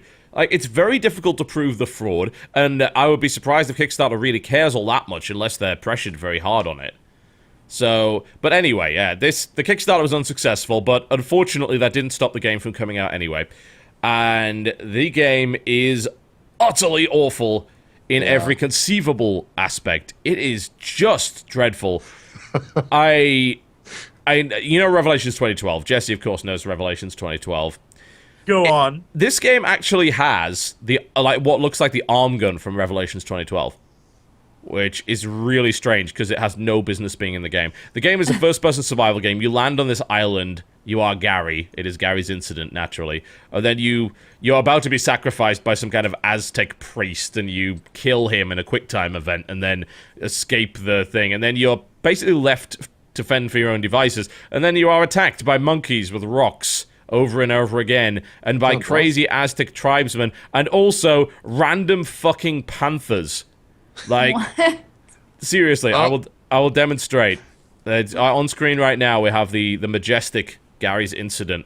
So here with the worst. Oh, there it is. Random panther out of nowhere. Quick time event. Random panther. It's not even an animation of you being caught by the panther. It's just like the panther sequence immediately starts, and you then fight that panther for no apparent reason whatsoever. And it's okay, because you can get panther meat from the panthers. That is apparently what you eat in this game for whatever reason. I like his licorice arms. He's yeah. The arms are very silly. His fighting technique is hilarious. Like, the animations barely even exist. But that isn't the worst thing. And you need to watch my video of this because it's so ridiculous. The worst thing happens towards the end. Let's see if I can find this for you. Okay, I think this is it. So I'm stealthing up on this tribesman right here. Oh, it's like, God. sneaky, sneaky, stealthy, stealthy. Yeah. I'm stealthing up on this tribesman. Yes. Go on. Here's great the hunter. tribesman. Yes. Stealthing up on the tribesman. Still stealthing up on the tribesman. And he is in range. Let's hit him a few times in the back. Ha, ha, ha. And then he wanders off. What? He doesn't at all notice that he's just been hit in the back 3 times with a machete. You were just really stealthy, TB. Like, I mean, I am duh. the stealthiest of stealthy. I am stealthier than the guys in Skyrim, and now he kills you instantly for no apparent reason. I'm stealthier than the guys in Skyrim that get shot in the head with an arrow, and then 20 seconds later it's like, guess it was nothing. Why did you play this game in the front? I looked at the Steam thing for 5 seconds. I'm like, well, that's a terrible fucking game, X. It's my job. Yeah, I guess so. Well, Without that's a too many terrible fucking mangoes. Was the fishing good? I saw this. I couldn't even find a body of water. Like, I got Maybe the killed by fishing's really good panthers then, and man. monkeys with rocks before that even was a thing, so... I don't even know. Beautiful. 100% fishing game. You never know. This game is in every way dreadful. Do we know who made this game? It's a company that hasn't really made much else. It was called, like, Wild Games Studio or Wild something Game like that. Studios, yeah. I'm Wild really curious Games if Studio. some of the guys from Revelations 2012 are on that team. I wonder. I want that Oh, so badly. here's the other example, by the way. So, because I'm in stealth, even though that guy spotted me, he can't see me. Because I crouched. So he's going to sit there doing idle animations for the longest time. Even though I'm right in front of his face. Amazing. That's awesome. I don't know what it is this year. With this and Ride to Hell Retribution, this has been a pretty bad year, all things considered. It's been a terrible year, guys. Yeah. It's been like the best year in video games in a long ass time. What are you talking about, TB? But JP, you haven't Grand seen the Theft might of Auto, Spaz Bioshock Monkey yet. Infinite, Last of Us. Spaz Monkey is coming. Behold the might of Spaz Monkey. He will run around in circles, backwards and forwards, for no apparent reason at all. We have a winner. As the We tribesman have a inspects his winner. weapon, backwards and forwards goes Spaz Monkey. You don't understand. You just don't understand. I don't. But you didn't fish, so you didn't get the full experience. Yeah, so. I didn't. I've clearly given this game a very unfair preview because I didn't get to the fishing component of it. I agree. So yeah, I had to play that. I also played Rise of Venice, and I still don't know what to fucking think about it because that game runs at such a glacial pace. Like, actually progressing to get access to anything worthwhile seems to take forever. I think I've played about 6 hours of it so far, and I still don't know what to think of it. It's a trading game by some of the ex-devs of some of the good ones, like Port Royale, but they also developed Port Royale 3, which was bad, and Patrician 4, which was bad. So it's not really the best pedigree ever. And it's just a game about trading goods for the most part, and owning a wealthy Venetian family, and the intrigue involved in that. Right? Sounds great. It sounds kind of fun, but right now I'm just kind of on it because it's really put goods in boat, take to other place, sell goods, and keep doing this over and over and over again. Apparently there's combat in the game. 6 hours in, I haven't fought a single thing. Like, You're not just one. too good of a Sounds trader, TB. riveting. Yeah, not one. I haven't Your seen a deals are single too pirate. good. I've had no opportunity to fight anybody. I don't know what is... I don't know. It takes so long to get to anything worthwhile in that. And a lot of the game's very simplistic as well. Like, it gives you the ability to build stuff, like, once you have a license to do it, to build production buildings. So I, like, bought, like, 5 lemon farms and 4 oil manufactories in Venice. And it doesn't seem like they need any raw materials. So they just make money for you. And it's like, oh, okay. Well, that was not the economic simulation I was hoping for. It also lies to you half the time. It's like, oh god, there's a fire in Venice. They're really going to need wood and bricks. And you get there with your wooden bricks, and it's like, no, we got loads of that. We're fine. Like, what? Really? And there's these indicators above every city as well that indicates, oh, there's a dire need for this resource. And you go there, it's like, nope. And you think, oh, well, maybe someone got there before me. No, didn't see a single ship dock. Not one. They just lied to me. Weird. Is this all just done through like clicks and on-screen? Like, what does the game actually look like? It's just a map that's text? top-down strategy for the most part, real time. So you see every boat on the map is rendered, so you see where every boat is going. Okay. So I mean, you could even attack them if you want, but like I was keeping an eye That's on how that you place. fight someone. What? Why would I do that? Well, you can attack I'm a them, but 6 Venetian hours in, trader. I've I'm not never going to seen a attack fight, random guy. traders in the middle of the sea. That's a very stupid idea. The Venetians will hate me. Yeah. You gotta go for it. Man. Yeah. You make it the money.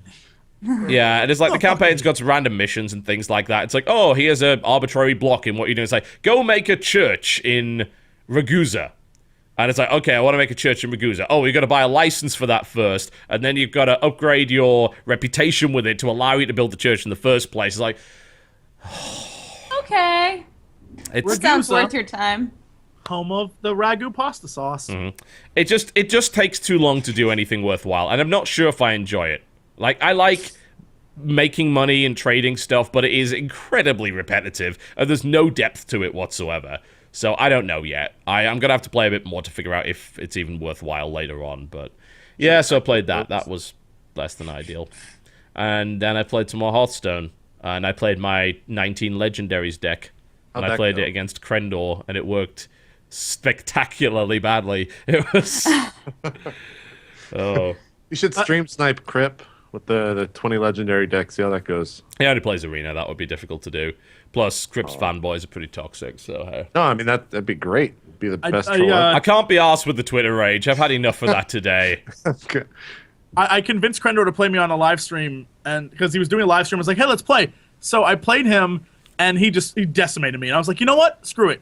I'm switching." I randomized the deck, beat him 2 in a row with a random deck, and What? I was like, "Why this could work definitely in a video." So Yeah, I was so you like, "Hey did that, guys, yeah. we're gonna have fun. I'm gonna randomize the deck." Randomized and got my ass hit. I was like, apparently Diamond League, that does not go well. Just got Yeah. decimated by a guy who did a Warlock Murloc deck, which was all. I was like, "What?" And he was just like, locks. he was like, "Have some fucking Murlocs," and just destroyed me. Meanwhile, I'm like, all I need is one good AoE spell, and I win. Like, And you don't he get has it. all- and then I went afterwards and I looked at my thing. It didn't even put an AoE spell in. No, of course it didn't. You didn't even randomized the deck, randomize it. dumbass. Oh I god. was like, you were the Yeah, worst. I got Murloc by him pretty bad. My legendary deck doesn't really have any AoE until you pull out like Baron Geddon or whatever, so you've got to survive the initial Murloc rush, and that's pretty difficult to do. So it's a tricky deck to fight, certainly, because this is like half legendaries, half Murlocs for early game, so it's a nightmare. It is nothing but a nightmare. It was fun though. I still have fun with Hearthstone, and that's cool because I've been playing it for like over a month or whatever, and I still like it. So it's like, It wow, took me I'm 2 days, and the rage that builds inside me with that game is too much. I get over it quite play it. nicely. So, I mean, I could play through 99 Dark. won't cure. I can You play pay Dark for a Souls deck. and be awesome, like just be in the best of moods. I play 2 games of Hearthstone. I want to fucking choke someone. Like I Wow. get really upset.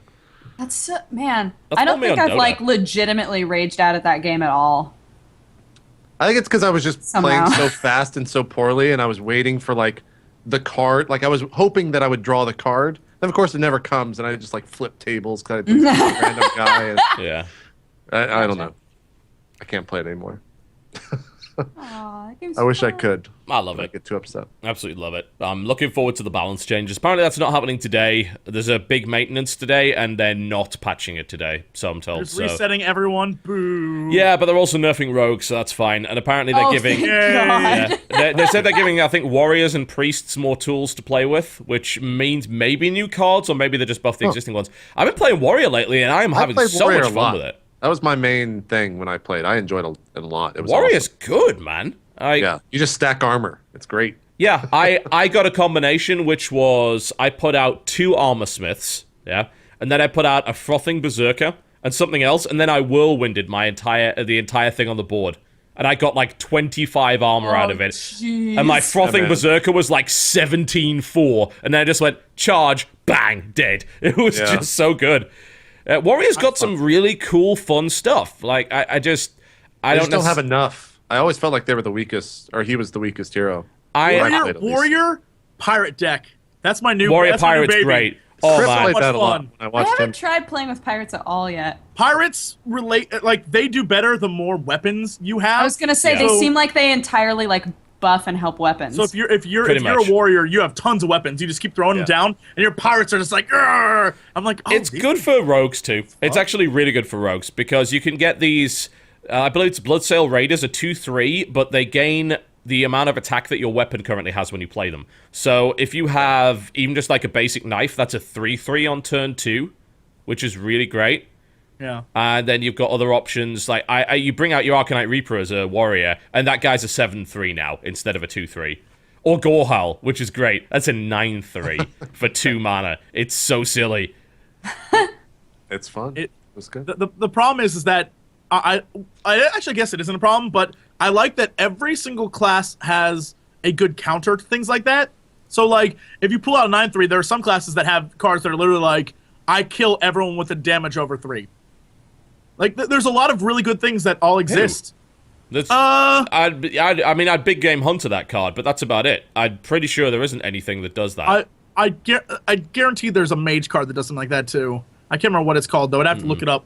Also, a big FU to secret cards. I hate you, secret cards. Oh, I hate cards are secret worse. cards. You should know what they are, though, because there's only so many that each class What- has. That's why I used to play a 16 secret mage deck. That was the best. No, you're the worst. I'm horrible. Worst You can't person. win with it. You can't win with it, but it takes them 30 minutes to kill you. It's great. I think that was my problem with the game. Is like the first 2 days when it came out is when I played it, and every card that was played, I was just like, that card's fucking ridiculous. He just did blah blah blah blah. Then like the next card is like, that's even better. This is way too overpowered. You were probably playing against guys who bought decks. Like, Well, no, straight no. off the bat. I had the same cards that No, were just. it- What I'm saying is like every card is just ridiculous in that game. It felt like. Yeah, I that's never the best could, thing like- about it. Everything's OP. It's awesome. Yeah. See, to me, I'm like, that's the Yeah. worst thing about it. But I mean, I'm going to but say if it time and again. everything's OP, then kind of nothing's OP, right?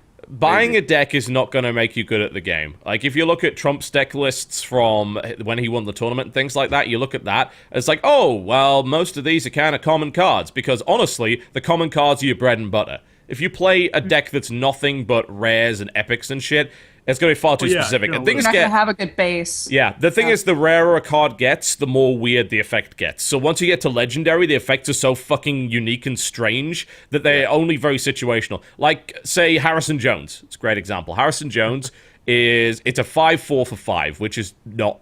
That's not good. Yeah, that's... 5/4 for 5 is a bad ratio. But what his battle cry is, destroy your opponent's weapon and draw that many cards. So unless your opponent actually uses a weapon, the card is utterly useless. Yeah? Yeah. And a similar situation, like Nat Pagel sounds great. He's 2 cost, 0/4, 50% chance at the end of your turn you draw a card. You might never. It's, it's so RNG. Lorewalker Yeah. Cho, another example, very, very silly card. And the weirder things get, the stranger it gets as well. If you look at something like Defender of Argus, which is a 3/3 for 4, that's a rare. It gives the cards on either side of it +1/+1 and taunt, which sounds amazing until you realize, but what if I don't want to give it taunt? And I don't have any other cards on the board. And that's it's a 4 cost for 3/3. Unless you have 2 minions that you really want to have taunt, that's a bad play. And it keeps going on like that. The bread and butter of that game are the common cards. And then you splash in some rare and epic when you feel like you need them. The thing that came off as strange to me, and I guess this is a misconception I had about the game before playing it, is I was convinced that characters like Jiraxis and stuff, there'd be more of that. Where, like, there'd be more named characters who would do bigger Weird, things. Crazy weird shit. Yeah, like when I saw that, like when they showed that as their demo piece at PAX East, I was like, oh shit, crazy stuff's gonna happen in this game. Really, it's just a card game, and Jiraxis is like a very rare occasion. Yeah. I would kind of love more like, Wackiness. for example, you play as Garrosh Hellscream, but his dad's one of the cards. Like, it'd be great if his dad took over the spot. Like, bitch, please, I got this. Like, that would Well, be... his dad just killed him, and you became the other guy? That would be pretty cool. Or something different. Like, there are very few cards that actually do wacky, crazy things that change the way you play the game. Like, Jiraxis is totally unique. I played and when that Jiraxis card's, every hand. It was awesome. I love yeah, it. when he's summoned, it's like, oh shit, game changer, right? Yeah. Like, Lorewalker more Cho cards does. like that. Lorewalker Cho changes everything. I'd say Is that you draw one card or put one card every back in hand every time someone plays a spell, the other guy gets that spell. So that's pretty cool. That's a hilarious card. I play that one. And there's... Sorry, go ahead. Oh, I was just chuckling. Oh, okay. I wasn't saying a thing. Just Go checking. on. But yeah, stuff like that. And I think you're probably right, though. It would be nice to see more game changes. I like playing solid decks, but I also like it when the situation gets weird. Like versus Krendor, where I had 2 Ysseras and then blew myself up. That's what is really fun in that game. Being able to do that kind of shit. Or, like, I summon 3 times Baron Geddon, and the Baron Geddons kill all the other Baron Geddons. It's... that's the fun shit. Yeah, I like those cards that do crazy stuff at the end. Like I like how Anixia just fills your boards with little black whelps. drakes. Yeah. Like it's great. Yep. It's fun. I still think Jiraxis You is just the hate best it. card. I'll never go back. I was the guy that's like, all right. I'll I've never got go back. 5 Yeah, HP. you will. Yeah, you will. Well, Come no, on, I'll go come back on. when it launches because I've already Yeah. put like $60 in the game. So You'll definitely go back then. yeah. But like, I was the guy that was like, I've got 5 HP. I need to draw Jiraxis. I can't do anything this round. And then he'd kill me. I'd be like, fucking god damn! Why did I draw this card? Well, This I mean, is it's the same. terrible. It's the same thing in Magic. Like, when you play Magic, Top sometimes you decking. just get screwed because you pull Yeah. out all. You're like, oh All the yeah, no, wrong I have all cards, these yeah. mana. I've just. You get It's screwed what less in happens. Hearthstone though, because there are no land cards. Alright, Yeah. maybe there's not enough card search. I mean, like, what Warlocks have got it for summon. Like, if you want a demons, Jiraxis card, yeah. that's what Sense Demons is for. You can almost guarantee that you can get. That's basically like having 3 Lord Jiraxis in your deck, because you can guarantee one of those cards is probably going to pull Jiraxis. And then, you've got a bit of card draw here and there, and then you've got tracking for hunters. But maybe there isn't enough card search. But that's also the same reason why it's only a 30-card deck. Yeah? You're not supposed to really have to worry about pulling a certain card. If your deck's very reliant on that, you probably haven't made a great deck, honestly. No, I was terrible at the game. I just Yeah. enjoyed playing Jiraxis because the other guy got real pissed off. It was awesome. The problem And just is going to card- emote and spamming mistake. Yeah, over and over exactly. again. Yeah, I was spamming emotes all day in that game. It's great. You face Jiraxis. It's Yeah. just great. All right, well, it's probably a good time to go for a break, actually. When we come back, we'll look at news. We probably won't talk about Half-Life 3, because, well, what It's can I say? confirmed. Day 1 Gary's incident is just the superior game. We'll be right back after this break. You're watching the Co-optional Podcast. Sellout Edition. Ladies and gentlemen, welcome back to the Loud Air Conditioning Podcast. We sold out central air on this show. Better. Better, thank you. Excellent. You're welcome. Will your I forgot sponsors about be that. okay with that? Are you sure? I'm sure they will be. You promised not to ruin this show. She's sponsored by GE air conditioners now, so they'll be thrilled. Well, the Guys. problem is she got involved in another podcast, and now she doesn't care about this one anymore. Oh, I wouldn't doubt that one bit. I wouldn't doubt that one bit. It's so horrible. No, huh? The fuck is going on? I'm confused now too. Should I go? No, you can't go. I got an email from my mom last week. She's like, the podcast is good, but it needs Dodger. Oh, Mom, And I said to her, so I said to her, "You're full of shit, Mom." That's what I said. But I need you to know that after you put up your Q&A with your parents, because I was in Oregon with my parents, I got millions of messages being like, "Are you gonna do a Q&A with your parents like Jesse did with his? Because you totally should." And I was like, You should. You should. That completes The world- the circle. The world needs to know. The world needs to know. Things I'm pretty sure I will never do include that. By the way, everyone's done their troll voice now on the show. Has everybody done the troll voice? What was Yeah. your troll voice? I don't remember you doing yours. Oh, I remember that one. It was good. It was Was it pretty good? good. You'll have to watch when the VOD goes up. Yeah, Damn, What's the I'm one? not subscribed, so I'm gonna have to wait 2 days for that. That sucks. wow. But if people did subscribe, they could watch it right now, right? Yeah, totally. They could. And like the first hour would be ruined by Twitch lag, but it's okay. I think we've lag. resolved it. You got to get them to put transcoding on your VODs like I did. It only took like a week after every one of it my won't help. viewers. It's like- Apparently, the connection's been to the ingest server on New York. I've changed out to Ashburn, Virginia, and now it seems to be working a bit better. But don't worry, guys. I've done what needed to be done. I've improved the podcast. Dodger is now banned from the show, as you can see. Now Wait. completely and totally banned from this show. I'm waiting. Oh, okay. "Oh, there it is. Beautiful. Yes. Okay, You broke good. too many Excellent. promises, Dodger. I know. I You've understand. ruined everything. So I'm banned, but I get to stay, is what I'm understanding. Yeah, and I'm just going to randomly mute you in the middle of good points. Okay, cool. Sounds good. That will make you look like a less eloquent person, and then your Okay. reputation will be ruined. My Ruined! reputation will be Ruined! tarnished. I've always wanted to get a GIF of someone that's on a show that I do, and then make a soundboard of typical responses, and then just see how far I can go in the show until people realize that it's not them. But I've never done it before. It's a lot of work.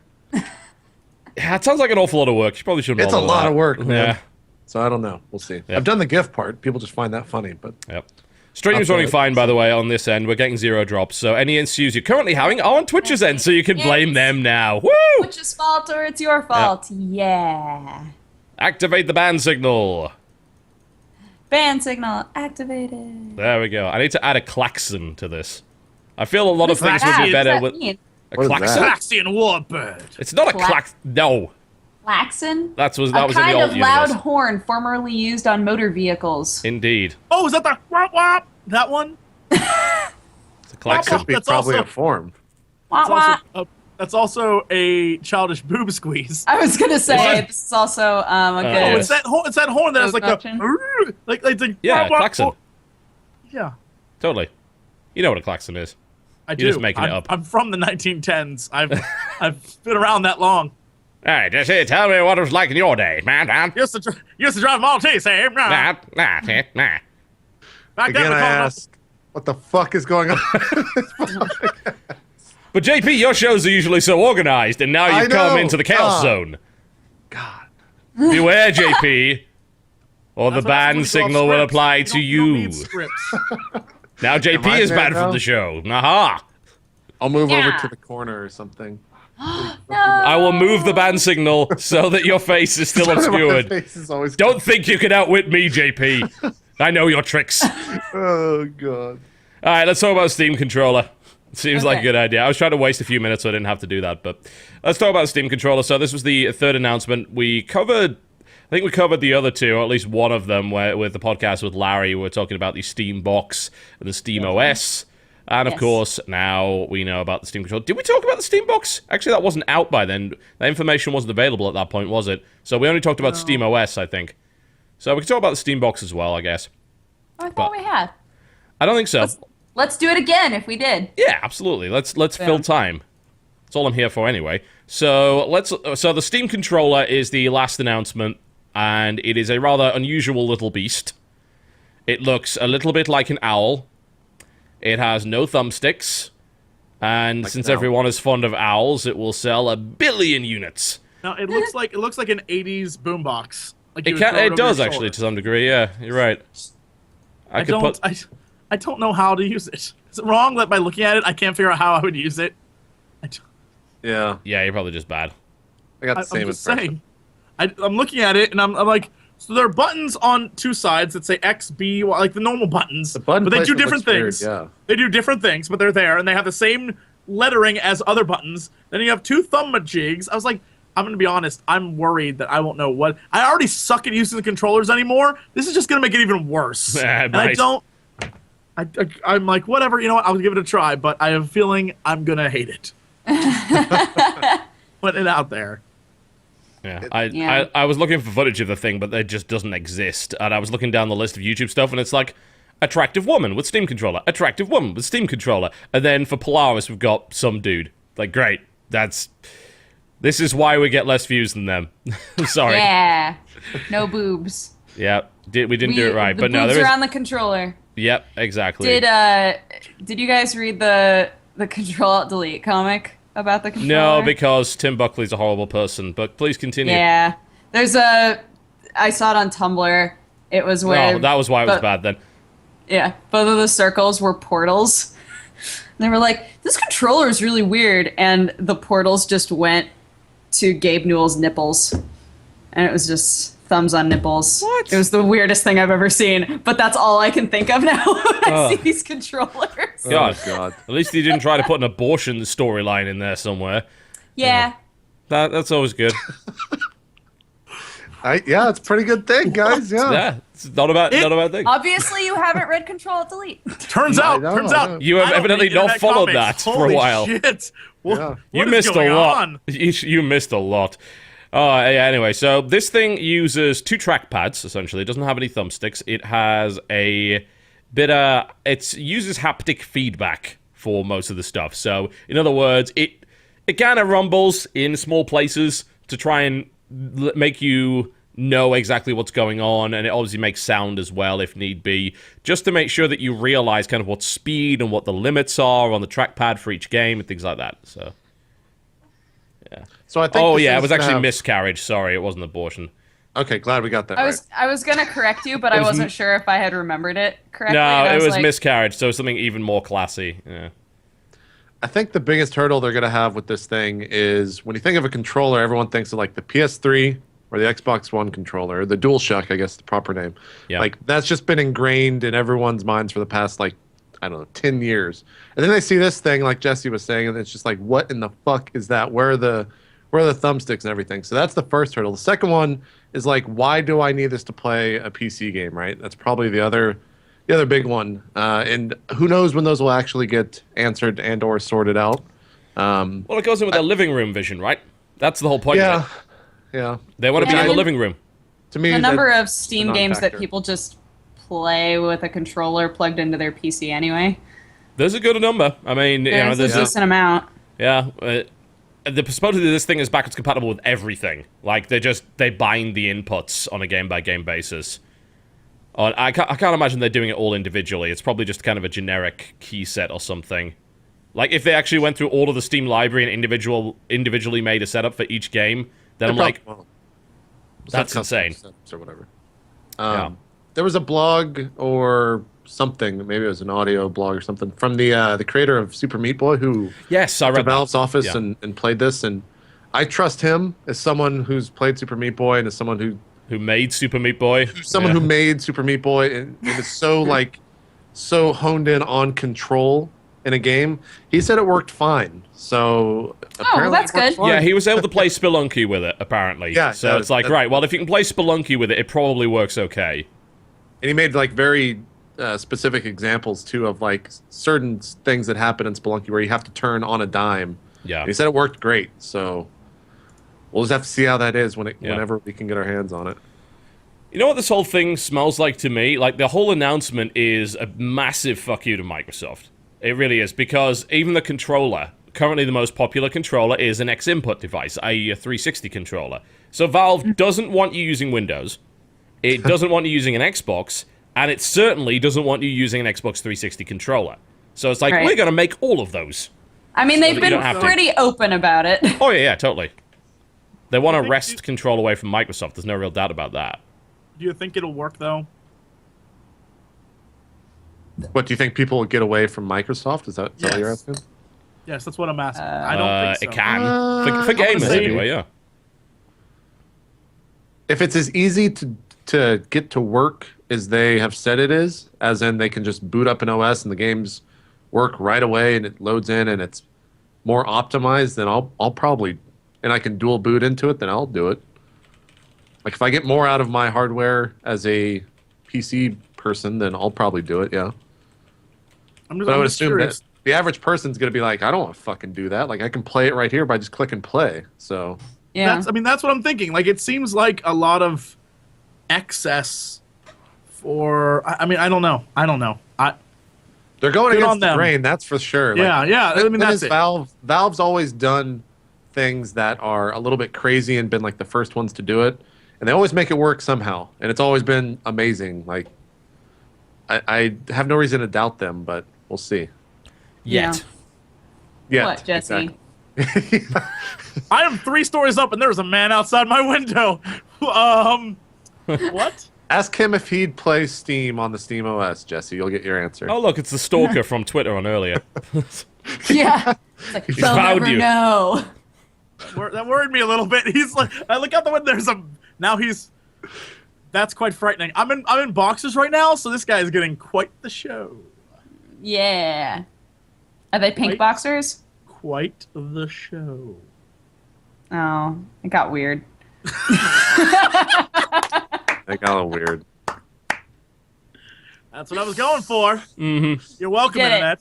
You You're did welcome. it, Jesse. Good job. Yeah, it's this thing is going to be interesting to use, certainly. It's going to take an awful lot of getting used to. Think about it.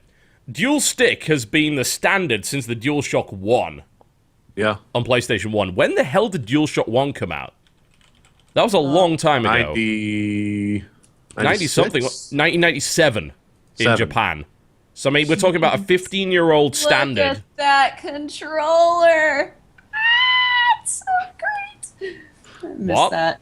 It's fuck? great. DualShock 1. I'm like, I remember that. It Sorry. looks the same as all the other DualShocks. How could you have forgotten? It's the color. It's the shade. You got Look, unnecessarily excited about something that wasn't that impressive. Holy crap. It looks the same as the other ones. If you want to get excited about unimpressive things, I've got something for you. I knew you would do that. Boom! I'm back, baby! I'm back! Yes! Took that note, brought it around home. From weird to hilarious. That's my MO. Boom! Nope. Feel good about Hope that. the guy outside the window can hear all this. Like, this is Me strange. too. That's all that I really want. What is this guy talking about? What's happening in there? Oh my. Alright, that was pretty good. I'll give you credit for that one. You fulfilled your obligation. One funny moment per episode. You can leave now. Alright, see you guys. Don't worry, I'll make sure that you are appropriately banned from the show. There we go. You There it is. You have been banned from the show. Alright. You have said enough. You have said enough. Leaking now. Why? Yes. Anyway.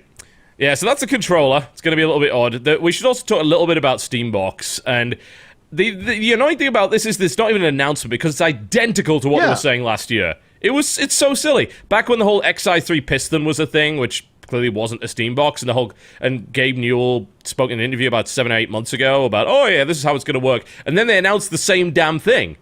Yeah. I'm like, we already knew this. You told us this like 8 months ago in interviews. Yeah, This I was is gonna not say, this news. isn't new. Yeah. What? Huh? So That's why it was the middle announcement.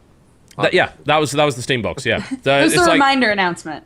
yeah, pretty much like, Well, hey guys, we're legitimate still announcement. doing Hey, we're this. still doing this, guys. Yeah. So the whole point of it is it's not a specific system, although they will be making a kind of a baseline system that they're going to be sending out to some beta testers. But it's going to be a system whereby manufacturers will be able to kind of Steambox proof a set of stuff, and you will be able to buy it.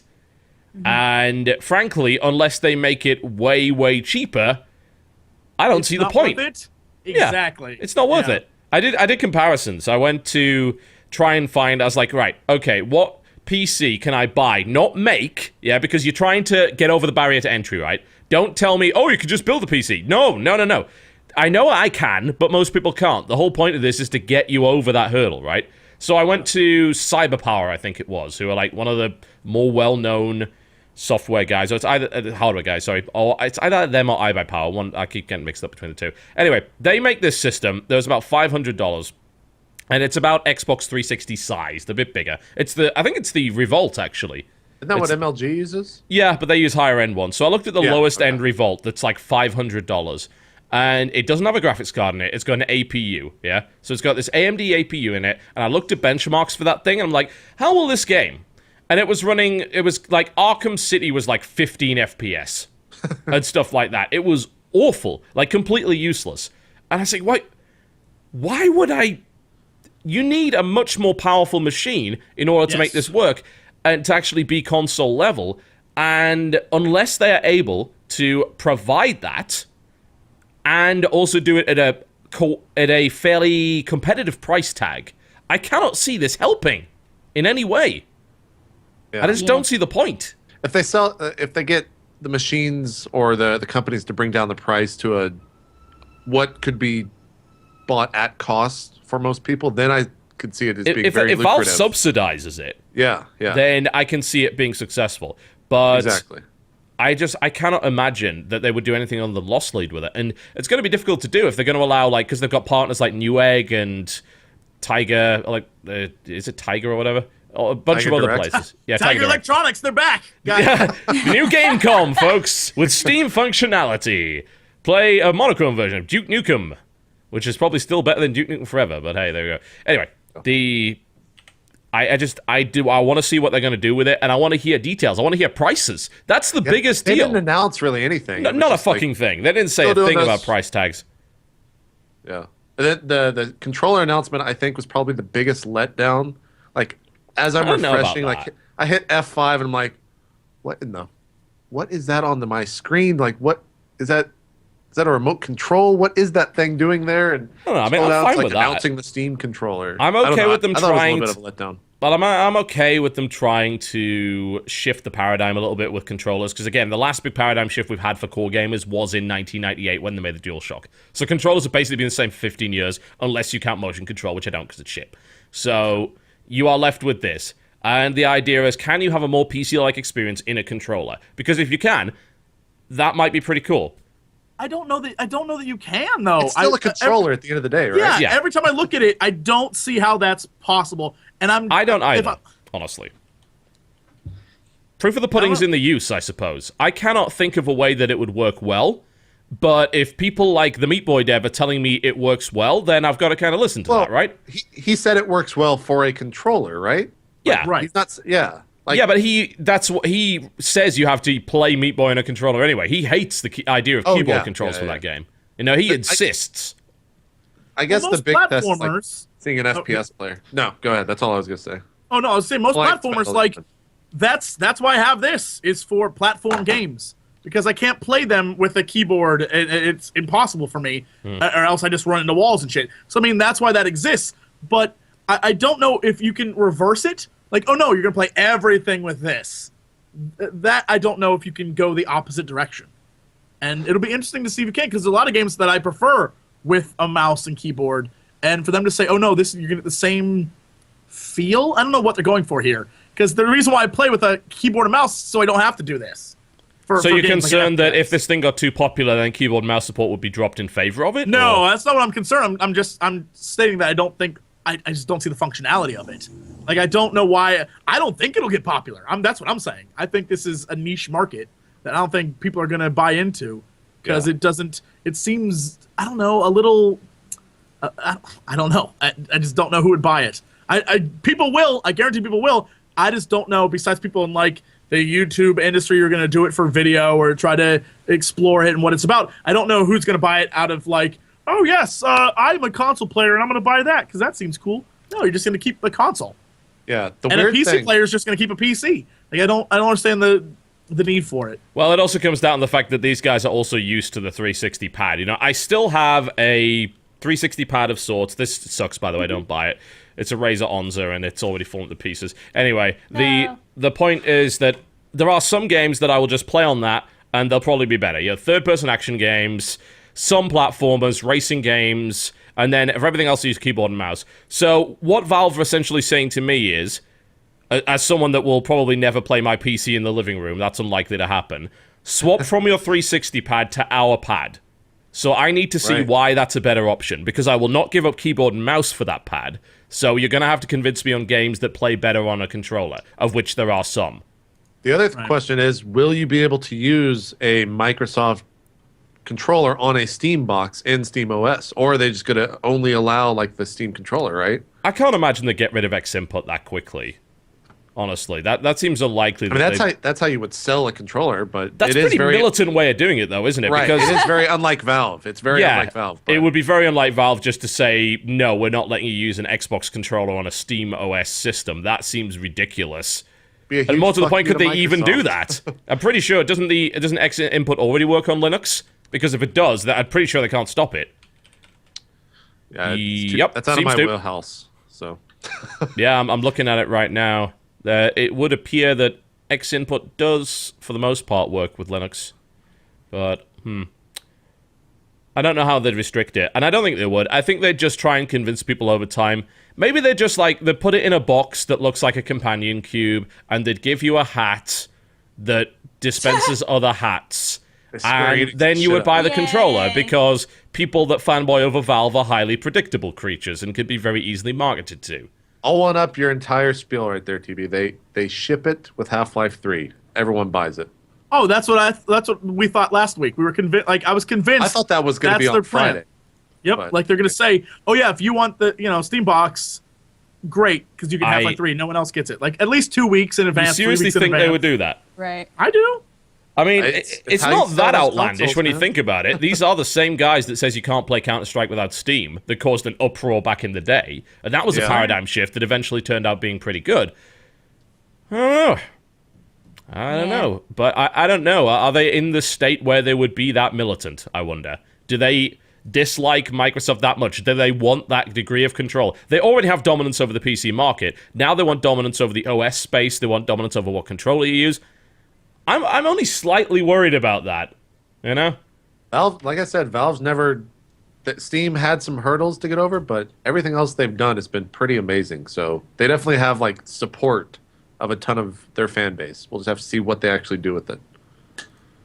Yeah, for me, it's just kind of like, as long as they don't screw me over, I'm cool with whatevs. As long as you still play your games, yeah. Yeah, I don't know. Are you concerned that they're gaining too much power, TB? I've been concerned about that for over a year. I really am. Like, they already have so much dominance. And we've seen what happens, actually, that very few indie games, if they're not on Steam, have any degree of success whatsoever. Like, the sales for Race the Sun, awful. Like, they've been trying to get the green light going. They've made so little money off that game. Personally, I'm not a big fan of the game, but for what it is, which is basically kind of an endless flight runner thingy, it's pretty good. And I know apparently they got a recent boost on Greenlight because Nerdcube covered it, but if you are not on Steam, you just don't sell. Unless you are a very rare game like Cube World or Minecraft or something like that. And that's pretty bad. You're talking about a storefront that doesn't let you on automatically, saying, no, we're not going to let you sell your game. And then basically you see companies just saying, I can't sell my game anymore. It doesn't matter what platform I put it on. I can put it on Desura, Microsoft Store, Gamersgate. Nobody's buying it because it's not on Steam. Right. And it's... But yeah. What is a good game that has not been on Steam? There's a couple of examples I can think of that eventually did get on Steam after about a year. One was an Epic game, which was very, very good, Metroidvania-esque game. And the other one was Space Pirates and Zombies, which didn't sell all that much. I mean, the sales for it were kind of spiked because I did promotional with them. I actually voice acted in that game because I felt sorry for them, basically, because they weren't getting on Steam. Sure. And eventually, once it got on Steam, it started to sell more, but that was a year after. You know? That's enough time for a dev to go bankrupt very easily. Right. So that worries me. And giving them even more control, Valve is still a company like any other, folks. Yeah. Right. You can't necessarily trust them with that level of dominance. Gabe has too much power, guys. Well, it's not Gabe I'm worried about. It's who comes after Gabe. It's like when Gabe decides to retire and where the company goes from there, you know? Yeah, that's kind of a scary thought. That's deep is what that is. Especially That's when all when your we games are take bound to over. that fucking library. Jesus. Yeah, so we'll see. I mean, I kind of like the controller, and obviously I like the idea of getting away from Windows. Here's the other thing, by the way. The one thing about SteamOS that's kind of good is it's a Linux derivative, which means that even if they do go off the fucking rails, games are still going to run on Linux. So you can run a different distro if you want. You know, you could probably get away from it to some degree. But really, I think the bigger threat there is the massive dominance that they have as a sales platform. And that threat is already there. This is real right now, you know? And only places like Origin are really managing to break that because they require it. And then we're seeing Origin's even worse. So, you know. But I think that then relates to, say, Half-Life 3. That's how you break things, by saying you need to buy the Steam box, SteamOS, in order to get scary. Half-Life 3. Like, I feel like more stuff is turning that way because companies are like, we're trying to get all the money we can and we're getting screwed by X. And so in order to prevent that, we need to screw them back twice as hard. That's why you have the Ubisoft platform and you have Origin, you have all these things where it's like, we need to use this thing though, too. Because, you know, Steam, like all these companies are like, oh, that Steam thing, that could be a problem. So Steam's like, oh, we'll show you a fucking problem. So I feel like that's where it's going That's to. a good point. Yeah. And Well, I mean, I still believe this is probably a reaction to Microsoft putting like a store in Windows 8 and shit like that. They don't like that idea. They've been actually militant since then, really. Like, they've been investigating Linux for quite some time, so we'll see. Oh, yeah. Yeah. SteamOS being free doesn't make much of a difference either, I've got to say. It's like, if it's the dominant thing and a lot of stuff only works with it, then it doesn't matter what it costs. As we've seen with Windows. You've still got to fucking use Windows. It costs money, but you still got to use it. Yeah.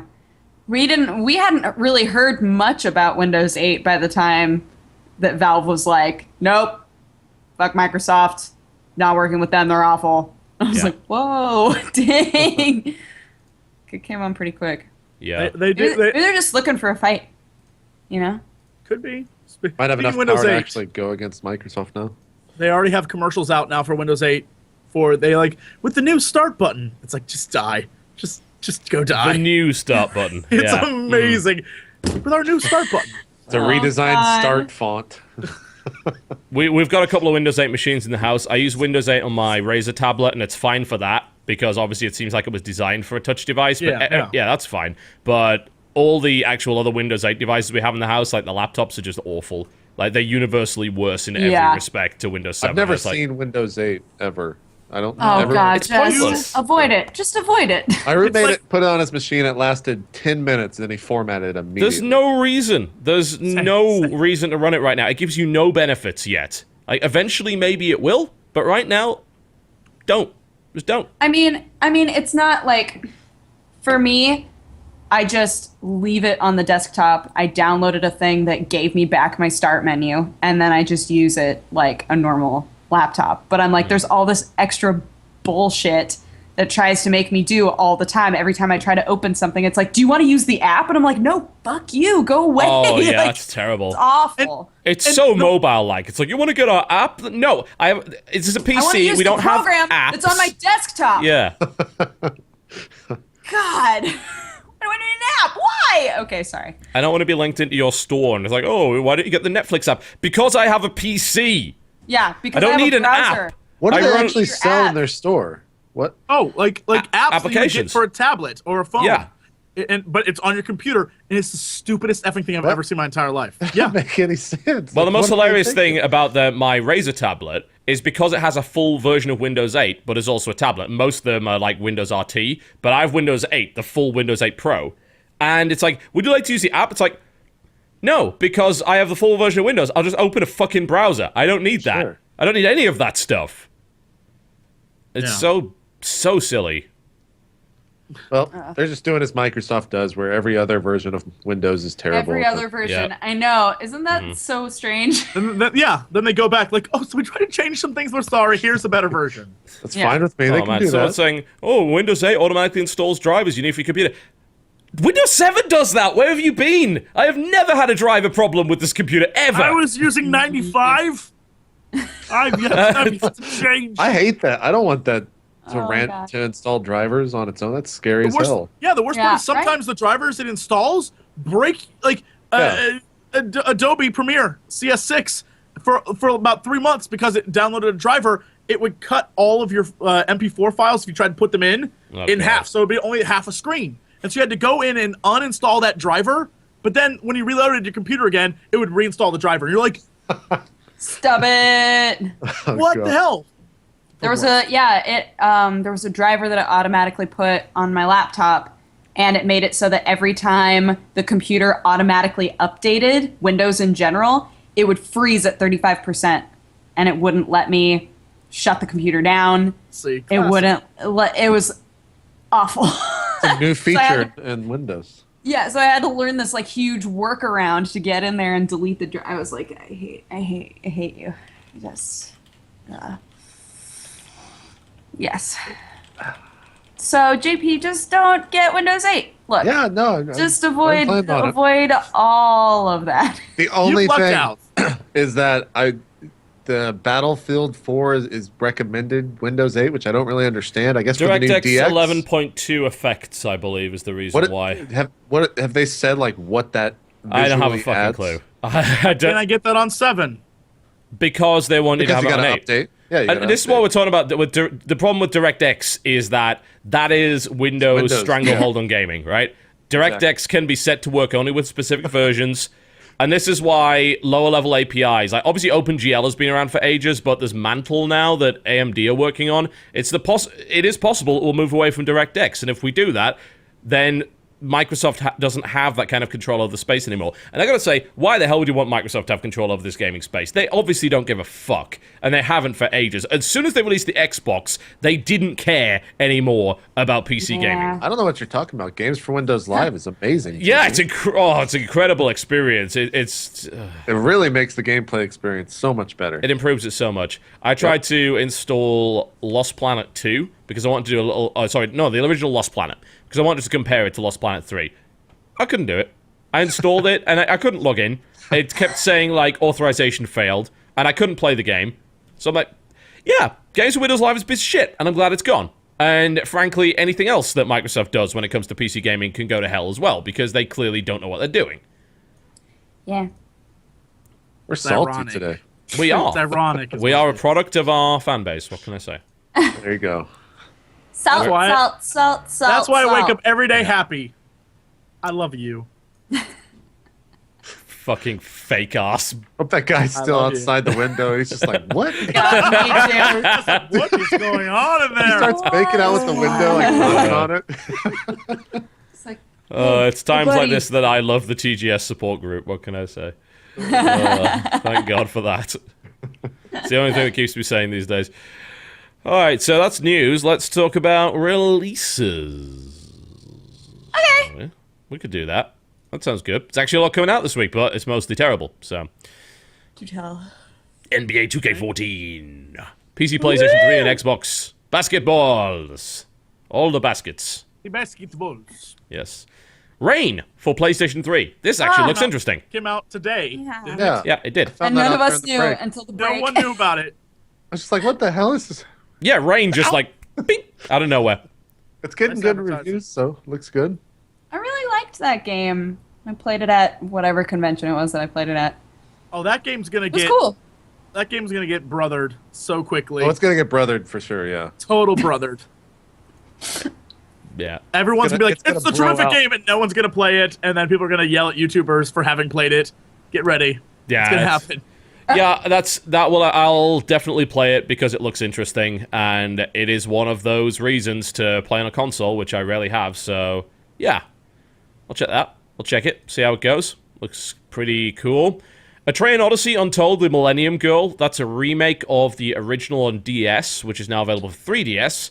Not to be confused with A Train Odyssey 4, which is also out and came out like a few weeks ago, didn't it? Wait, so which one's like the newest one? Is it A Train Odyssey 4. Yeah. God damn it, Nintendo. That's all I have to say about that. Yep. That's all I have to say about that. Well, I mean, Nintendo had nothing to do with it. I think it was like Atlas or Xseed who was dealing with that. But Train Odyssey is really, really hard and evil, and you should probably play it. It's kind of fun. And I might actually play the remake because I played it on DS and it was just like, oh god, this is a nightmare. So we'll see. Maybe the 3DS version smooths it out a little bit. Rune Factory 4 for 3DS. Yet more fantasy harvesting. Yay! Indeed. I'll wind up buying that. Should be interesting. Next. Armor Tactics PC. That What is Armor? Armor Tactics was actually... It came out first on the Shield. I actually played it on that. The NVIDIA Shield. But it is a tactics game based around armor. So, you know, as Isn't Arma Slow. 3 a yeah, tactics yeah, game? Armor, What? yeah. It's that. Just really slow. Yeah, it's a turn-based tactics game, basically. Oh. Based on military stuff. Die is coming out to PlayStation Vita. Gonna That means go ahead and look that up. it's German. It's German for the. Indeed. Thank It you, is- Simpsons. It Thank is a you for that. game about defending the human body with a syringe gun against many, many viruses.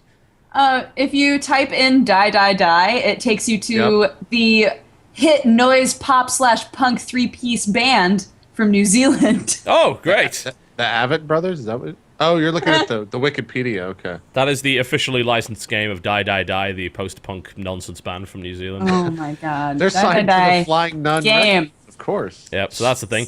Flashback, PC and PlayStation 3 now. It was out on Xbox first.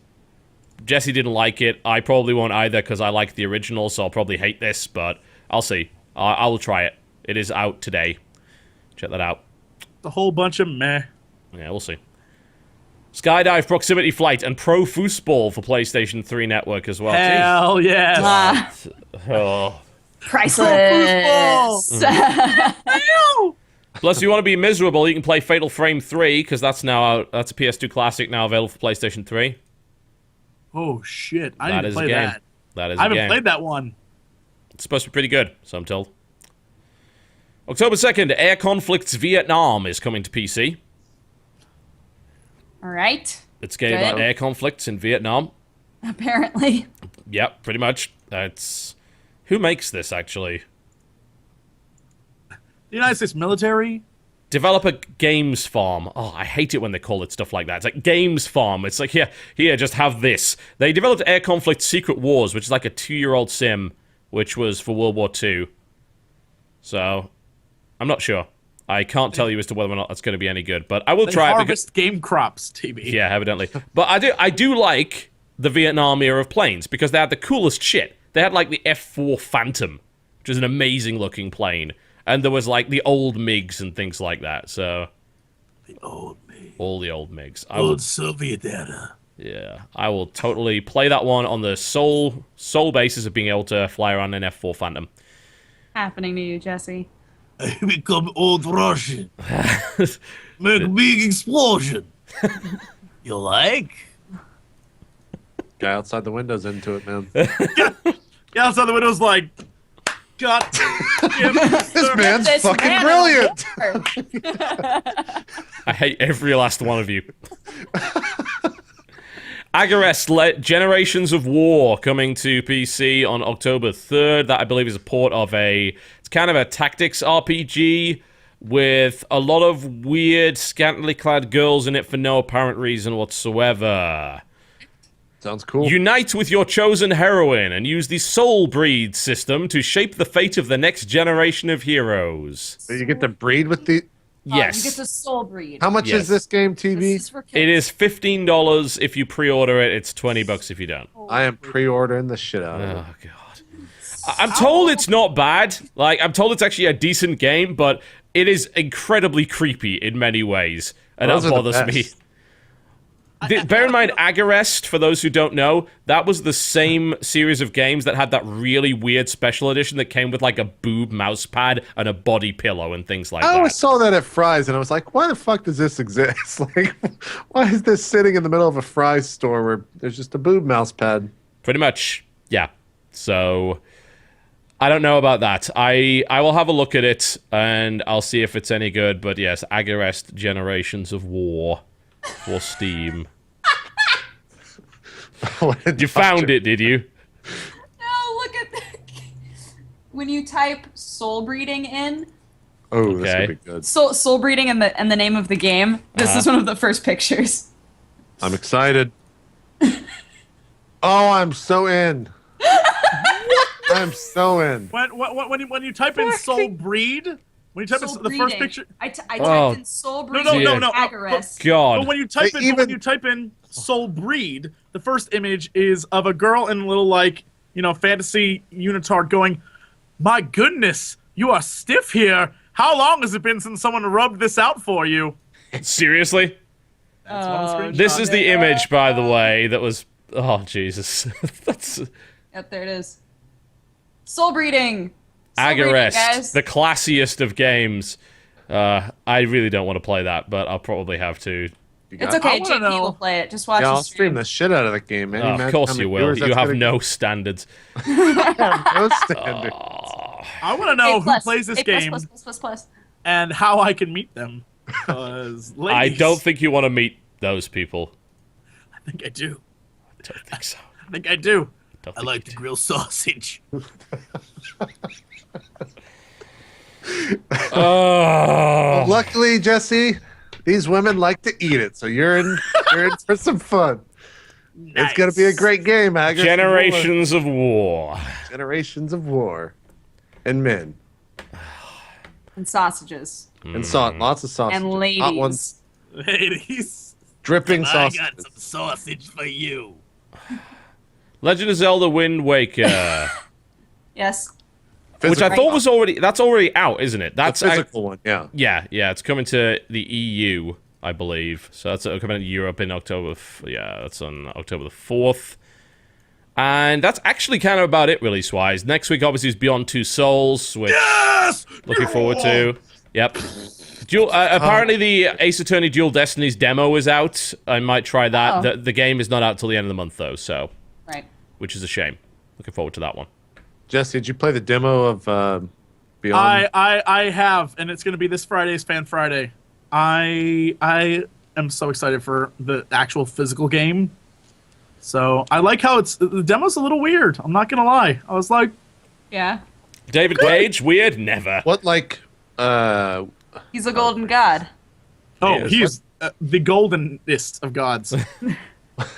what, like, age does it take place in the game? Is it before she's in Modern Warfare 3, or... I don't want to spoil it. Okay, good enough. I don't want. But I will say that the game takes place in like the largest swath of time that I think. No, think I know like, that. Yeah. Like an unnecessary amount of like. No, oh no, E3 you were it's like- everywhere in this game. 1,000 things happen. It isn't Yeah. like it doesn't take place over the weekend. It's like you're gonna play your entire life. Like this is unnecessary, but okay. That's why I was asking that, because, like, at E3, they showed, You like... played when you were with the little like African kid shooting up Yeah. that town. Yeah. No, that was cool. I don't want to spoil this one. All right. I guess I'll buy Watch it, for that. kids. Go, Yep. go to my channel Watch it. called Synergy. Go there. Watch Indeed. it. So before we go to a break, quick warning, by the way, because GTA Online is now out, so you can play the multiplayer, but apparently for some people it is corrupting their single-player saves and deleting them entirely. So Jesus. so you might want to be a little bit careful. Apparently this is not affecting everybody, but it is an Until issue. they patch it. That game has had so many issues up to this point. About Already. the cars? When you had the cars in the garage and it would delete the cars? Yeah, deleting the cars, that was one. That There happened was to me a couple older times. models were crashing 30 minutes in for Never had 360s. It's yeah. But you do know a game's big. I heard about the car thing and other bugs on the nightly news.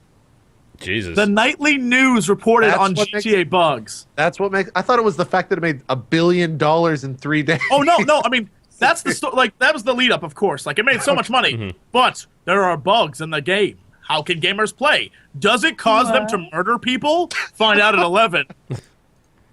That's Did answer someone may go and surprise steal a you. real car to replace the virtual car they lost? We have a special report coming up right now. Oh dear. Yay. Yeah. Apparently, according to a lot of people, incidentally, all that Agarest stuff is very much like not in the game at all, and it's some stupid marketing thing. Like, Oh, no, they are come on. making it out that it's some really sexy erotica hentai nonsense. Apparently, it's not even close. But they do that buy it? anyway. Yeah, I'm not buying that shit now. Way to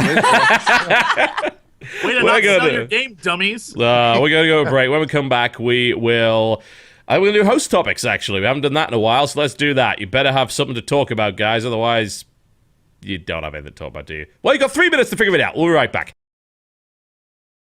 Ladies and gentlemen, welcome back to the podcast. All of you look really, really sunk into thought. What's going on here? No, I might have gotten distracted because I was watching a video of the new Zelda's item purchase system Okay. and how they changed the dungeons so that before it was like a new dungeon would give you a new item, that's how you solve the dungeon, right? Well, this time it's like there are dungeons and you can do them whatever order you want. There's a shop that has all the items you'll need to do those dungeons, and you can rent the items or eventually buy the items, and you can do the dungeons in whatever order you want. And I was like, huh, this is happening right now. Interesting. Is that... That's- You're talking about a Link Between Worlds? Yes, the 3DS okay. one. Yeah. So I was like, oh, that's interesting. So I guess they're changing the gameplay style of it. I mean, I don't know if that's What else can you do big with enough- Zelda? Game- Yeah, I don't know if that's big enough change, but it's interesting that's what they're doing with it. Like, oh, now we'll let you decide how you do your adventure. Like, okay. How does it wind up? Yeah, like how does it wind up having a good through line and story if you can just go wherever you want? Are you just piecing it together? Is it Dear Esther Zelda? I don't know. It's Dear Esther Zelda. I mean, the game looks fun. It looks very 3DS fun. Yeah. Nintendo is just like, guys, open world games are all the rage right now. Let's make Right. Zelda. Gotta make open world Zelda. Open world. You can steal horses from other people in town. It's gonna be crazy. unique ideas here at Nintendo. The one thing that I think is interesting though, and a lot of the comments on the video are, okay, the game's like for 20 rupees you can unlock a hammer for so long, but when is it like for $4.99 you can unlock this? Yeah. Like, doesn't that seem like that's the transition it could easily go to? And it doesn't look like that's in the game right now. And I don't think that's a thing that's happening. But it's easily the fact that everything's in one shop. It takes away sort of the discovery of that item, Yeah. the learning how to use that item, because the dungeon also set up a system that was like, I'm going to teach you how to use it too. So if you got the hook shot, you would learn how to use that within that dungeon because it would be like the tutorial for you. Now Yeah, it's like exactly. you need to know how to do it before you go in and select what you want to do, which is interesting. I don't know. I don't like that. I don't like the You want idea your of it. narrative It with Zelda? might be it might be executed fine, but like yeah, I've always appreciated when games just let you find things and then utilize them within the story or the dungeon or whatever. Yeah, I mean, I think that's my biggest concern. I'm not really concerned about like it's going to cost you $4 to get a master sword or whatever. Like, I just wouldn't get it. Like, I would learn to play the game without it, right? But it's things like where the game teaches you how to use the stuff. That's what really is like, okay, now I understand how to use this really quickly, and that's what keeps you playing and sort of makes it faster and better. And the fact that it's like, oh, well, now you can just get a bomb and use that whenever you want. It's like, I don't know. I don't know that helps really. I don't know. As long as it doesn't go to the point where it's like pop-up video and it just has like all these little tutorials that just pop up and are like, you rented the hook shot. Here's how to use it. And just like, stop it. No. Has Nintendo ever done any microtransaction stuff in any of their games?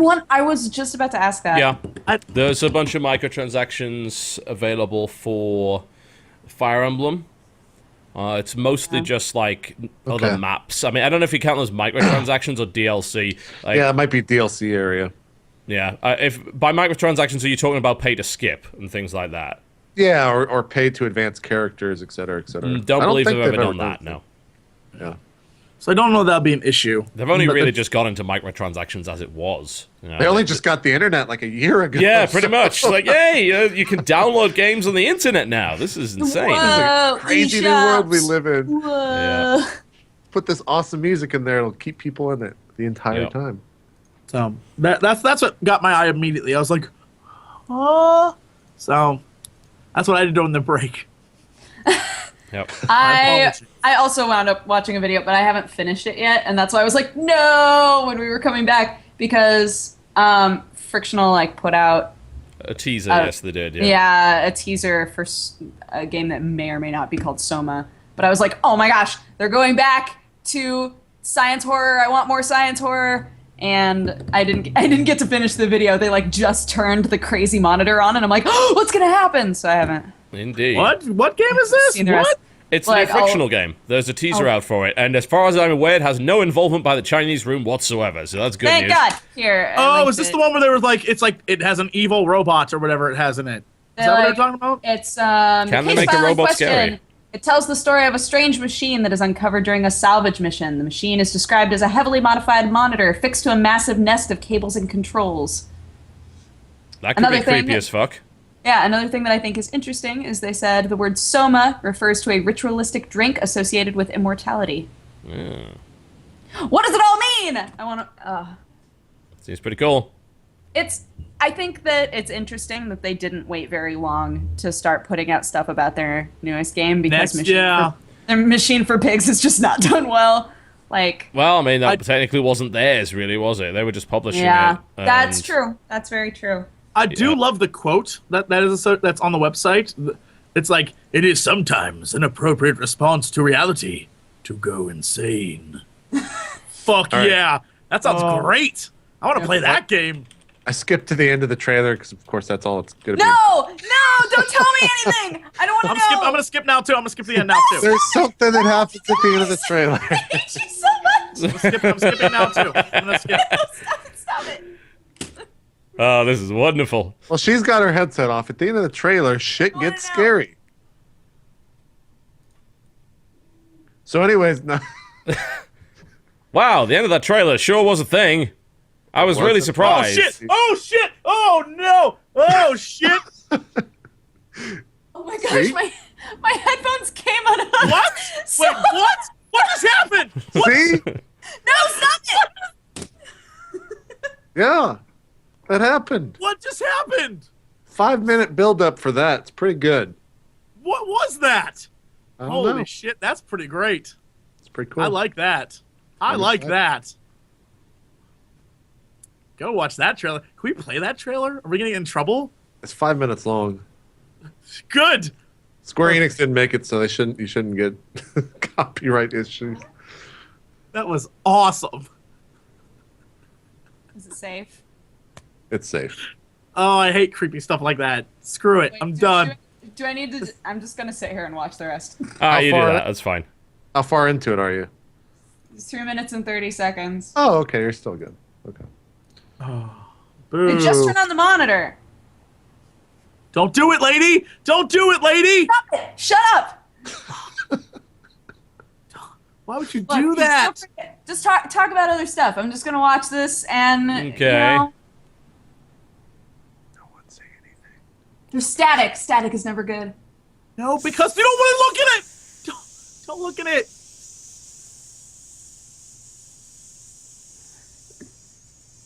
I'm worried. Should I full screen this? Well, it's like,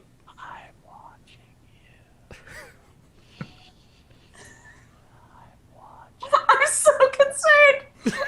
what the fuck? Why did you angle it toward me?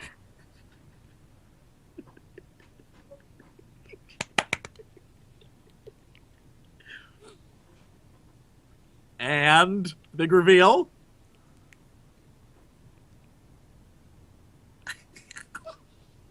Her face is precious. I'm waiting for it. I'm waiting for the moment.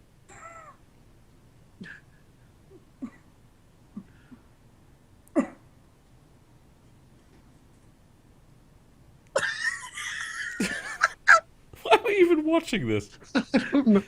Just watching her is fantastic.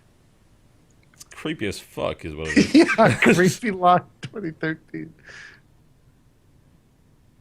How long is this fucking teaser? 5 minutes long for the full video. Seriously? Uh-oh. What? So she just saw herself die? That's it? Whoa, spoilers! What the? But hold on! But hold on, no, dummy! Then she gets back up at the end in the video! Did you just look away from the end of it and miss the actual key no, thing? I was watching it. Did you see her get up? So what? Why does it matter that she got up? I don't know what that means! Oh.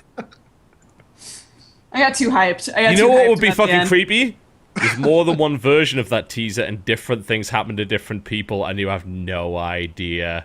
Like, depending on where it's embedded, the teaser's completely different. That Man, would be that's smart. hilarious. Think about that for a second, because everyone would Did be you even do that? freaking out. It's like, oh, do you see that bit? It's like, no, and then they watch it again. It's like, no, it's not there, man. Like, no, seriously, it was right there. Look. No, it's not there. And then people just start freaking the hell out. That would be amazing. Brilliant. So it's Wonder like if you the could end. do It's like that. the end of the Clue movie. Well, So many Exactly. endings. as people accurately described, that was a gigantic anticlimax. All right.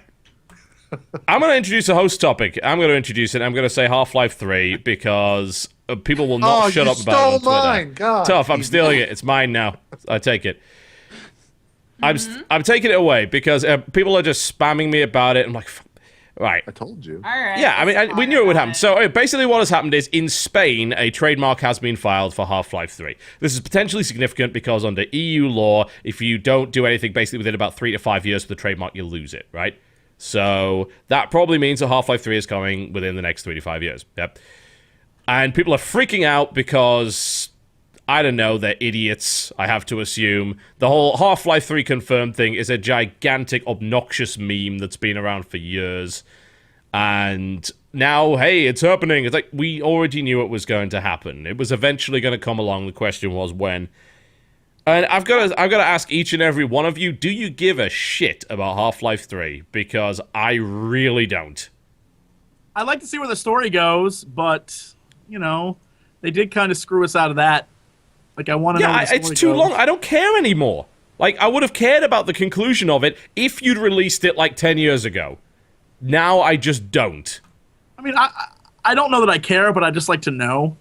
I'm one of those weirdos who just wants to know things. I'm like, I just like to know. I just like to know, even if I have to go on Wikipedia just to get the answer. I just like to know how it Find ends. out, yeah. Yeah. It Infuriates me that I don't. The thing that I don't know, I guess this is common, but I think that it's strange how many times they've been like, no, we're not working on it. We're not even thinking about working on it, okay? We're not going to work on it. We're not making it. Just shut up. And it's like, I don't know if they literally haven't been working on it and they just decided to finally trademark it. But it's not trademarked everywhere, right? It's not. No, not yet. Not as far as I'm aware. There might be a US trademark office one, but considering there's a current government shutdown going on, who the hell knows if that even exists? So true. Wait, are we free now? Yeah. Anarchy. Yeah. Oh, I'm gonna burn this apartment complex down. TB, I'll answer your question with a question for you. Are you saying that when Half-Life 3 comes out, you will not play it? No, of course I'll play it, but I don't care. I play 50 games a week, and it's just another one of those. To play it. I played Day One Gary's Incident. Fuck you, I can play whatever I want. I don't have to care about it really to play it, but I'm not excited or hyped about it in any way. So, yeah. Is it better or safer, more accurate to say that you are not hyped about it and you will not get into the hype? I don't care. I mean, that's what I mean by I don't care about it. It's just another video game. It's a first-person shooter. Sure. And Half-Life 2 was pretty good. I bought Half-Life 2 on release day back when it came out in 2004. So 9 fucking years ago. I bought that, I played it on release day, and it was pretty fucking good. It had some nice stuff going for it. It was linear, but not too linear. It had some great use of the gravity gun mechanics and some cool driving sequences and things like that. But it certainly was not the best FPS of all time, and it definitely didn't blow me away, and obviously in the same way that it did for others. And then I played episode 1, and I found that fucking frustrating. I thought it was way worse than the original. I'm just saying, oh, great, a bunch of gimmicky physics puzzles and shit like that. And episode 2, I didn't even bother to play after that, honestly. Yeah. I didn't care enough about the story. Because the story's not that great, in my opinion.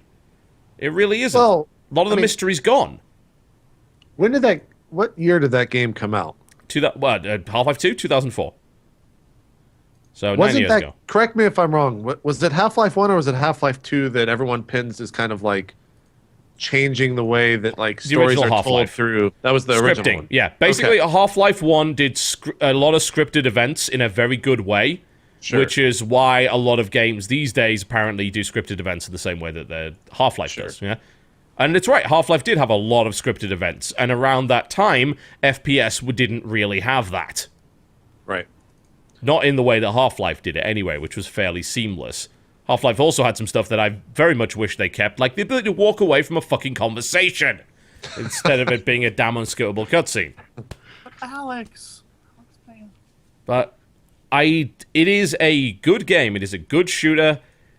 Half-Life 3 to me is not something that I am particularly excited about. I will play it, and that's kind of going to be that. And the hype around it has got to obnoxious levels of awful.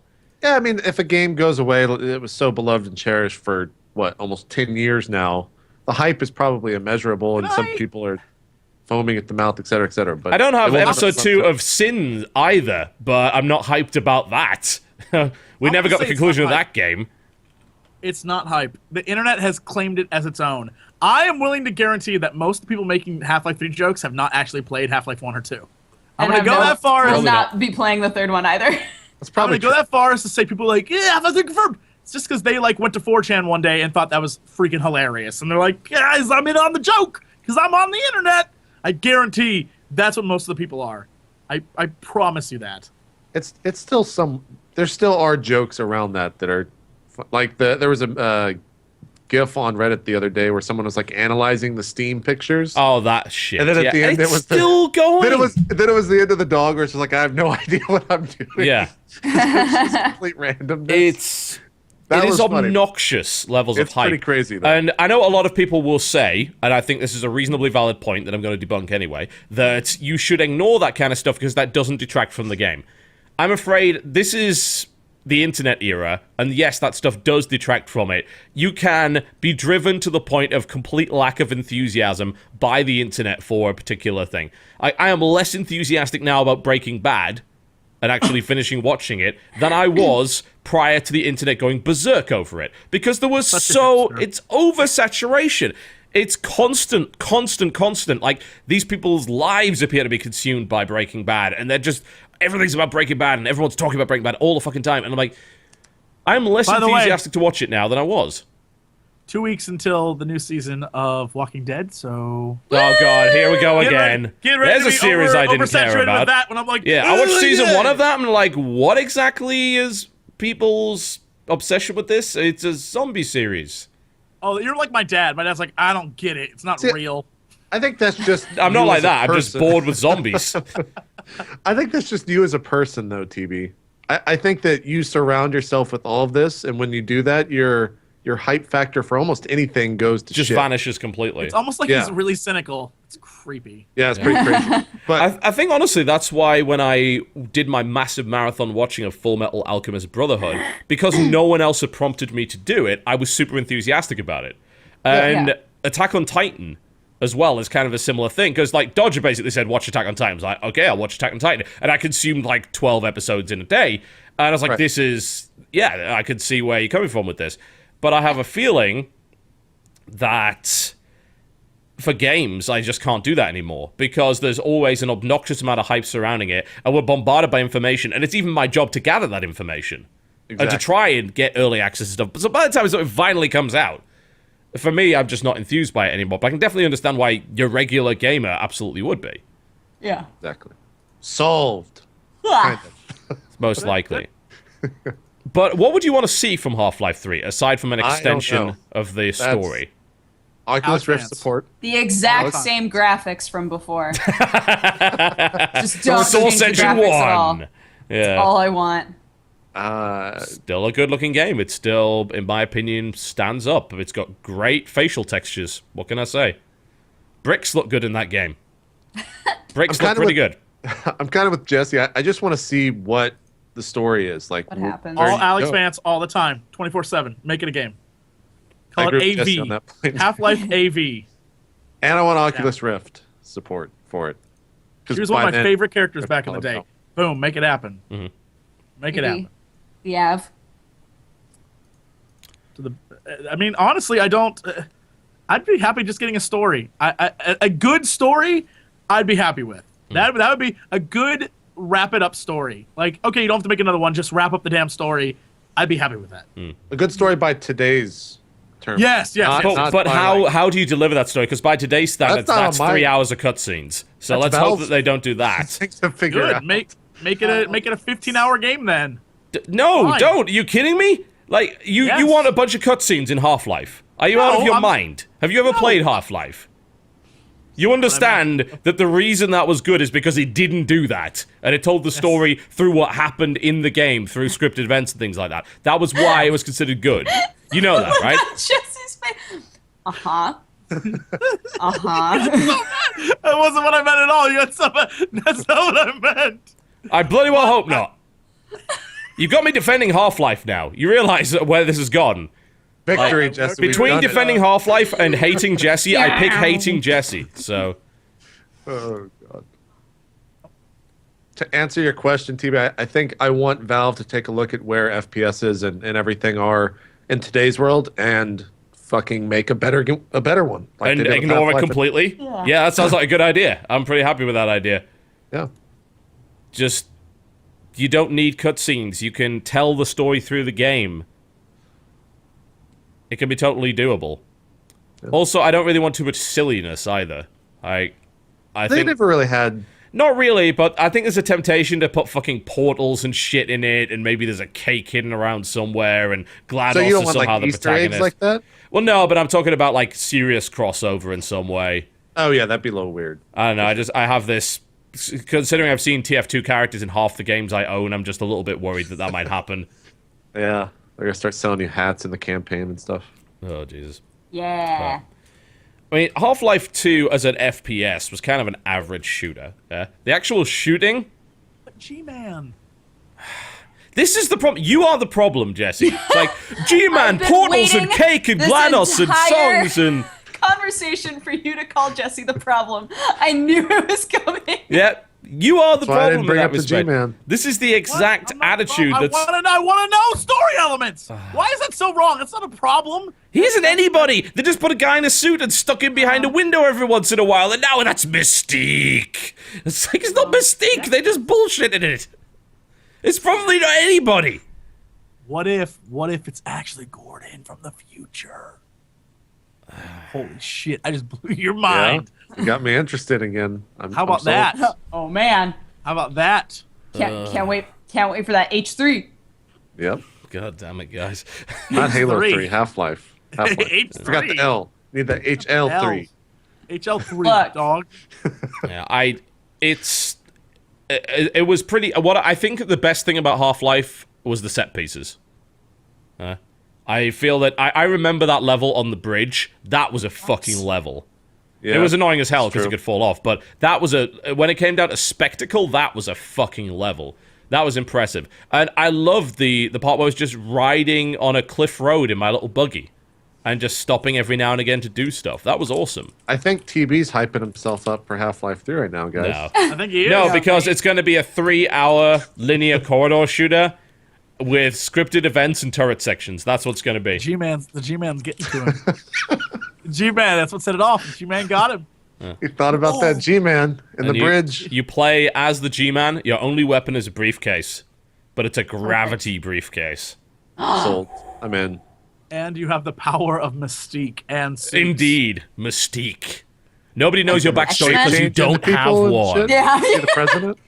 I'm So glad I'm into it. you and I had the same joke. I don't know what it is about people. So, Half-Life had a great story. Did it fuck?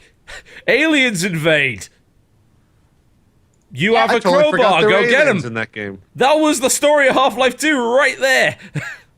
I totally forgot there were aliens. Yeah. I'm not There were that excited. aliens.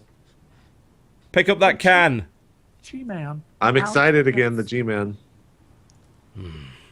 They should just ship the game with the G-Man on the cover. It'll sell millions. Obviously. Creepy old dude with Yeah. black behind him. I'm not massively excited about it. What can I say? It Well, was at least we're not- It wasn't a groundbreaking story. Half-Life 1 was a groundbreaking FPS. Half-Life 2 was not a groundbreaking FPS. It was just a good FPS. We started with I'm not excited at all. Now he's at I'm not massively excited about it. Give it some time. Give it some time. We've done God G-Man. Wonder. Really, TV's gonna be like, this is gonna be the best game. I Haven't can played see it it yet. now. Game of the year. Goes into the option, sees the FOV slider, he's sold. 10 out of 10. FOV slider goes to 1,000,000. It's just unlimited FOV. There's an infinity mark. He's like, sweet Jesus. They've done it.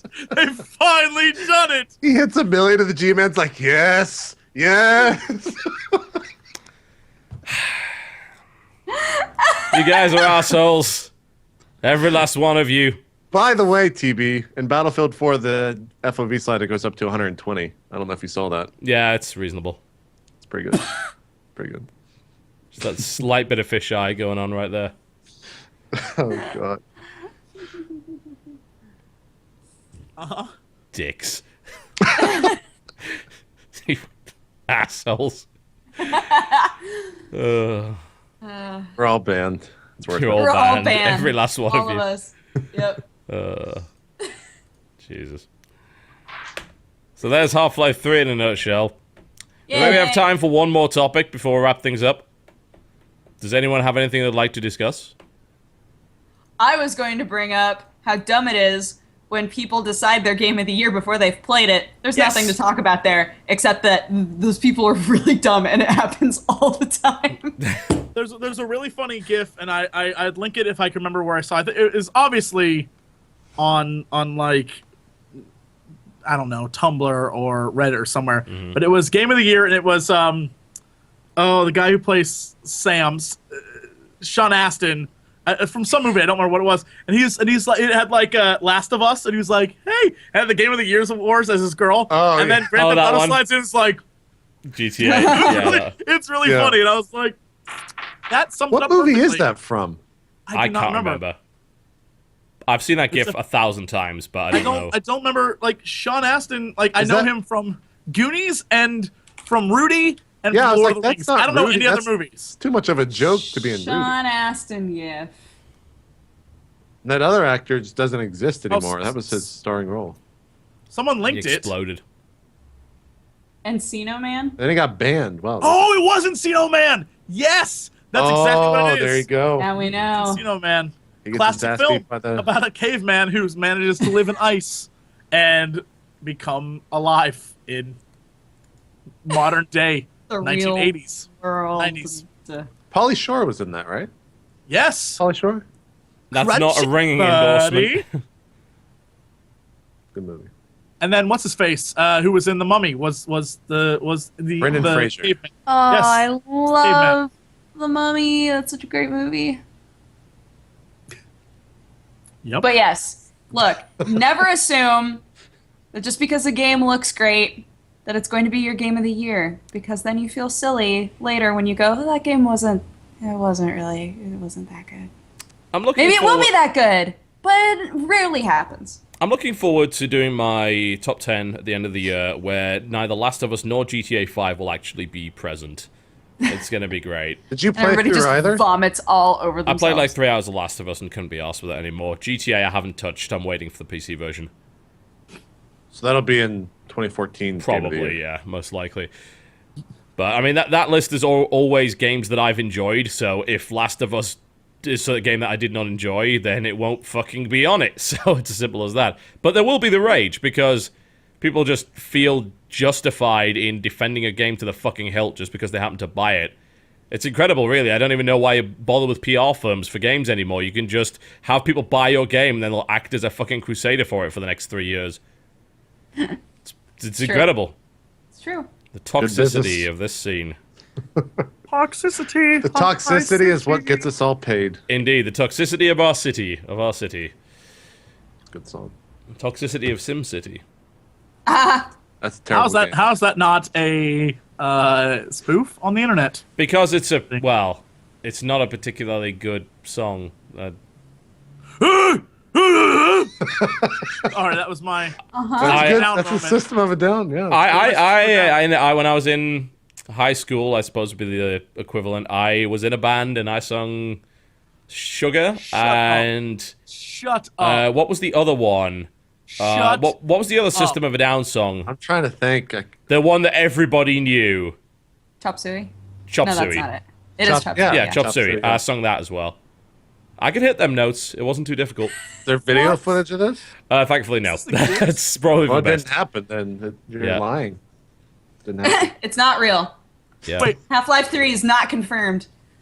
Sorry, I had to make that. I'm done. Never again. no. I think we're missing a stranger occurrence. I don't know if anyone on the stream saw that. I don't know what you're doing, but all of a sudden you just pulled scissors up from your pants and put them on your desk, and I was, what just happened? I have like a bunch of little strings on my pants, and so every now and then when I What? felt them, I've been taking my scissors and cutting the strings off my pants because I wear my pants until they're like falling apart. My So, pants like, are made of string. I have all of these like strings all over my pants every time I rip them. Can I ask So- you, As you can see, being a YouTuber is a very, very lucrative business. It's a tough life. I make all the pants dollars. can I ask you a question, and the world in general?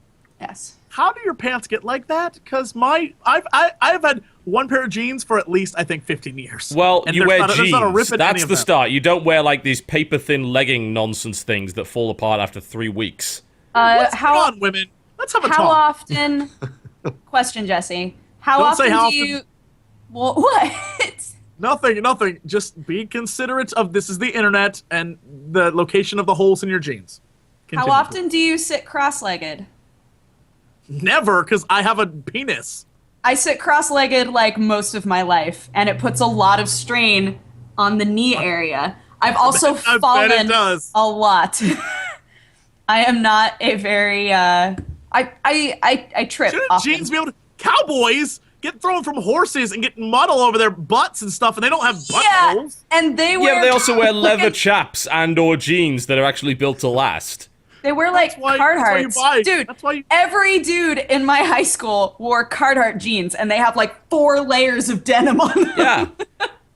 Like, you I'm not buy a wearing good that. pair of Levi's or whatever, they will last you for years. Like, a lot of women's clothes Right. are just designed to disintegrate after about 3 months.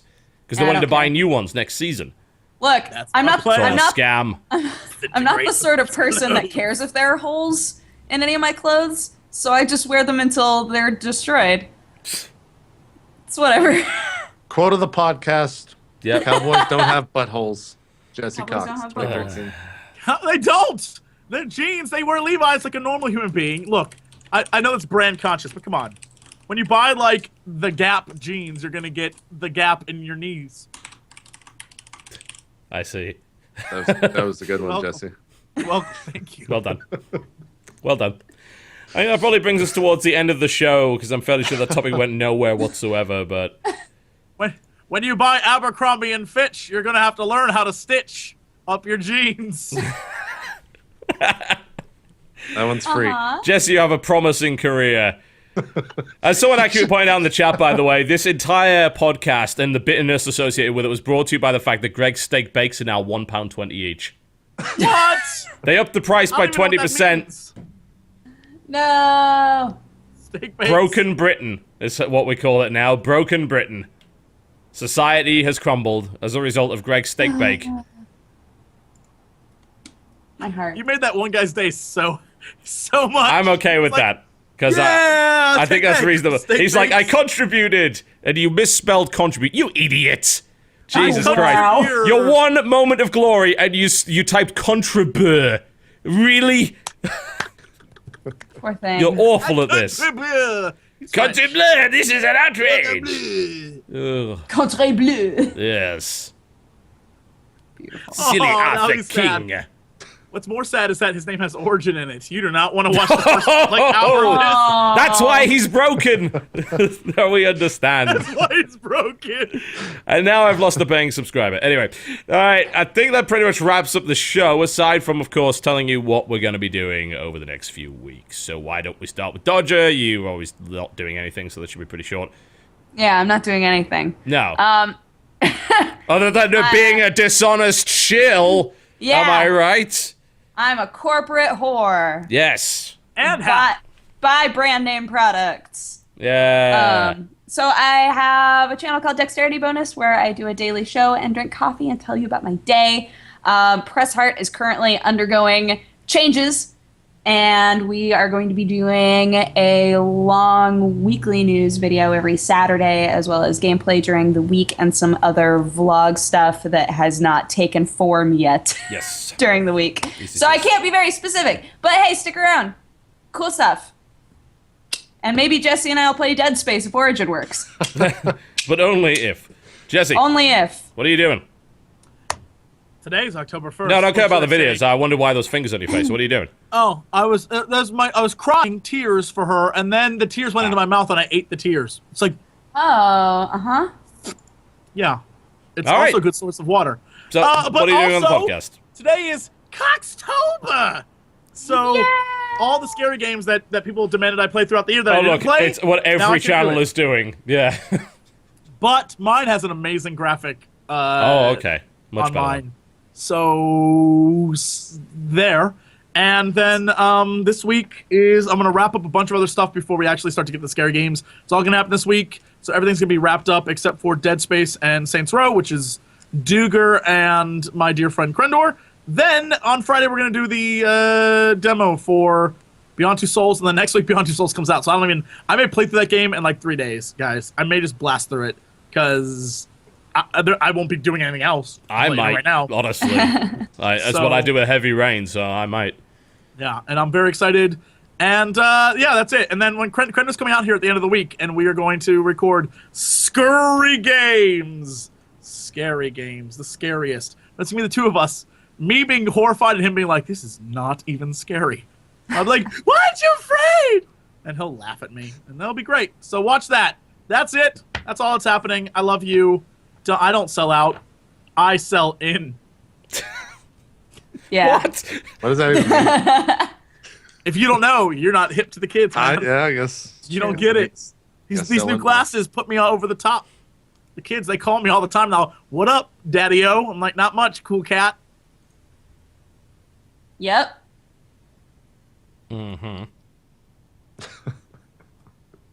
JP, what kind of scripted videos are you doing this week? Well, we've got a bunch of roleplay stuff going up. Roleplay D&D, if you've never Which seen is it. all, of course, basically- entirely scripted. All scripted. Every none of that is- every last bit of it.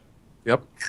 What else? Oh, I've got time lapses coming up for another campaign that we're starting for D&D. So this guy by the name of Dave Stokes, just random fan who is an incredible fucking artist, gave me time lapse to throw up on my channel. So you can check those out. What else is coming up? When are we playing Dark Heresy again, TB? know? Well, that could be problematic. I can't do it this weekend. I'm off to an expo. Jeff's in Germany or somewhere in Europe. I don't know where he's going this weekend. Okay, well, that's fine. I'm going to be in expo this weekend, so... We'll figure it out. Whenever we play Dark Heresy. Next couple of weeks, hopefully, for Dark Heresy. Try to do it once a month because we can't seem Pretty to much. manage anything better. Well, you did pick the maybe the 4 busiest people you could possibly find to do this show, so... Yeah, doubled my subscriber count on YouTube, so I think yes, it was you did. worthwhile. You can send the check in the mail, thank you. There you go. And then the last thing, on the 9th of October, I'll be launching the dumbest piece of merchandise I've ever done. It's going to be on Xbox Live. I can't talk about it. Has to do with cats. It's dumb. On Xbox Roger Live. already owns it. Yeah. It's True. I can't talk about it either. It's the highlight of my career, I must say. It's pretty Are you a stupid. cat? JP October McKitty? 9th. October 9th. I'll share more details when it comes out. So that's all I got. And again, thanks for letting me on the show. It was fun. I had a lot of fun. That's cool. You were I allowed am- to be on it this time. Yes. we're okay with JP. He's one of our only 3-time guests, simply because we know that he won't fuck it up. And you can message me at 2 a.m. the night before and be like, hey, you want to call? Yeah, you're suggesting I didn't plan this show at all? You would probably be right. Yes, I was busy with other things. Sorry. It's like I suddenly realized, oh yeah, the podcast tomorrow, and I didn't arrange a guest. Shit. So I heard that Sips wants to come on, but he wasn't available this week, so we'll see. Maybe next week we might be able to get Sips on. Dope. Yeah. Tubster's like, hey, you want to put some Yogscast people on? I was like, yeah, sure, I'll fill up my books for the next 8 weeks with Yogscast people. It's fine by me. Whatever. Yeah. Yogstober. Yogstober. There you go. No! Yes! For that reason, yes. Now he's upset. Wonderful. Yeah, we'll see how that goes. Anyway, yeah, I will be at the Escapist Expo. I'm traveling out there Thursday on the 3rd. I will be traveling back on Sunday. I'm doing 4 panels up there, one of which is just recently announced, which is the British Expatriate panel, which is me, Jim Sterling, and Yahtzee. Which should be the most miserable panel you could ever possibly want to watch. So I'm also doing a panel on the rise of streaming with certain other people. I'm doing on how to make a successful YouTube channel, which is going to be alongside, I think, some of the Warp Zone. Why they're there, I don't know. I mean, they're not really related to that subject, but...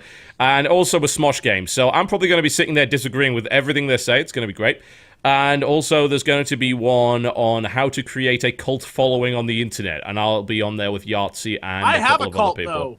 You guys Yeah. don't. I have a real cult. Yeah, you should come along to that. But I'm throwing my virtual dice around. That's I'll come in with a robe. Like, pretty much. There was only one true religion. Yep. And just freak people out, be like- real serious. With like Sounds the about right. little pull on butterfly wings, like little Oh, girls yes. get over your robe. Yeah. Oh god, I want that. One last so- thing, TB. Streaming BF4 right after we go Yeah, off. here, well, so. I've maybe I might take a break and then I'll see about. I've got to get the damn thing working properly first, and I'll I'll probably be record some. playing. Let me know. Yeah, I'll probably record some BF4 footage tonight. Give my initial I'm already impressions playing. on it, since everyone pretty much wants to see I should that. be playing. I will be back Sunday, I think, from the expo. I don't know if any of these panels will be available online. It's most likely they will, because I'm pretty sure all the panels, at least most of them, were on the Escapist website, so you should be able to watch them after the fact. I don't know if they're streaming them. Probably not, but we'll see.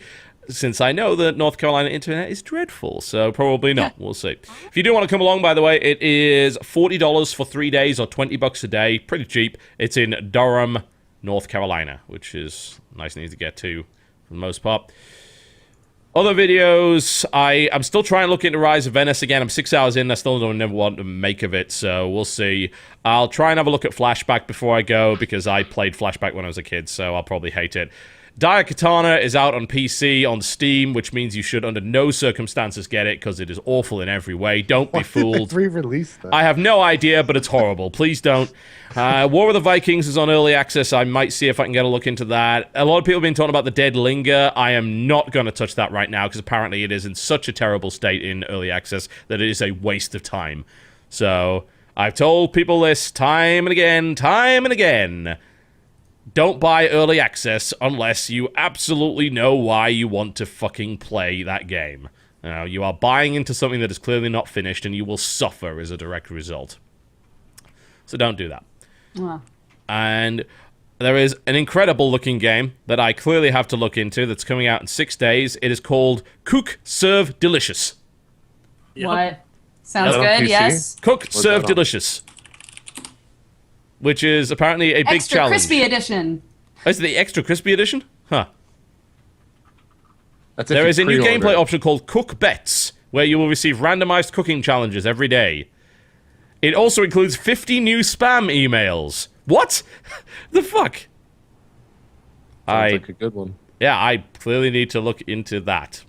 Yeah. And other stuff. There might be a little bit more Hearthstone. The wipe has not happened yet. The patch has not happened yet. I am told that it won't happen today, so we'll see. We'll see where that decides to go. But I think that's about it, for the most part. That wraps everything up. Yes, pretty sure it does. So if you're watching live, go watch WCS, because Crank is about to play right now. I believe he'll be playing against Minigun, Scarlet, and Puck. So please go and watch that. That's over on twitch.tv/WCS_America, if I recall correctly. We are about done. Thank you very much for watching the Co-optional podcast, folks. Yay. And we will see you next week. Goodbye. Bye-bye. Bye. Bye.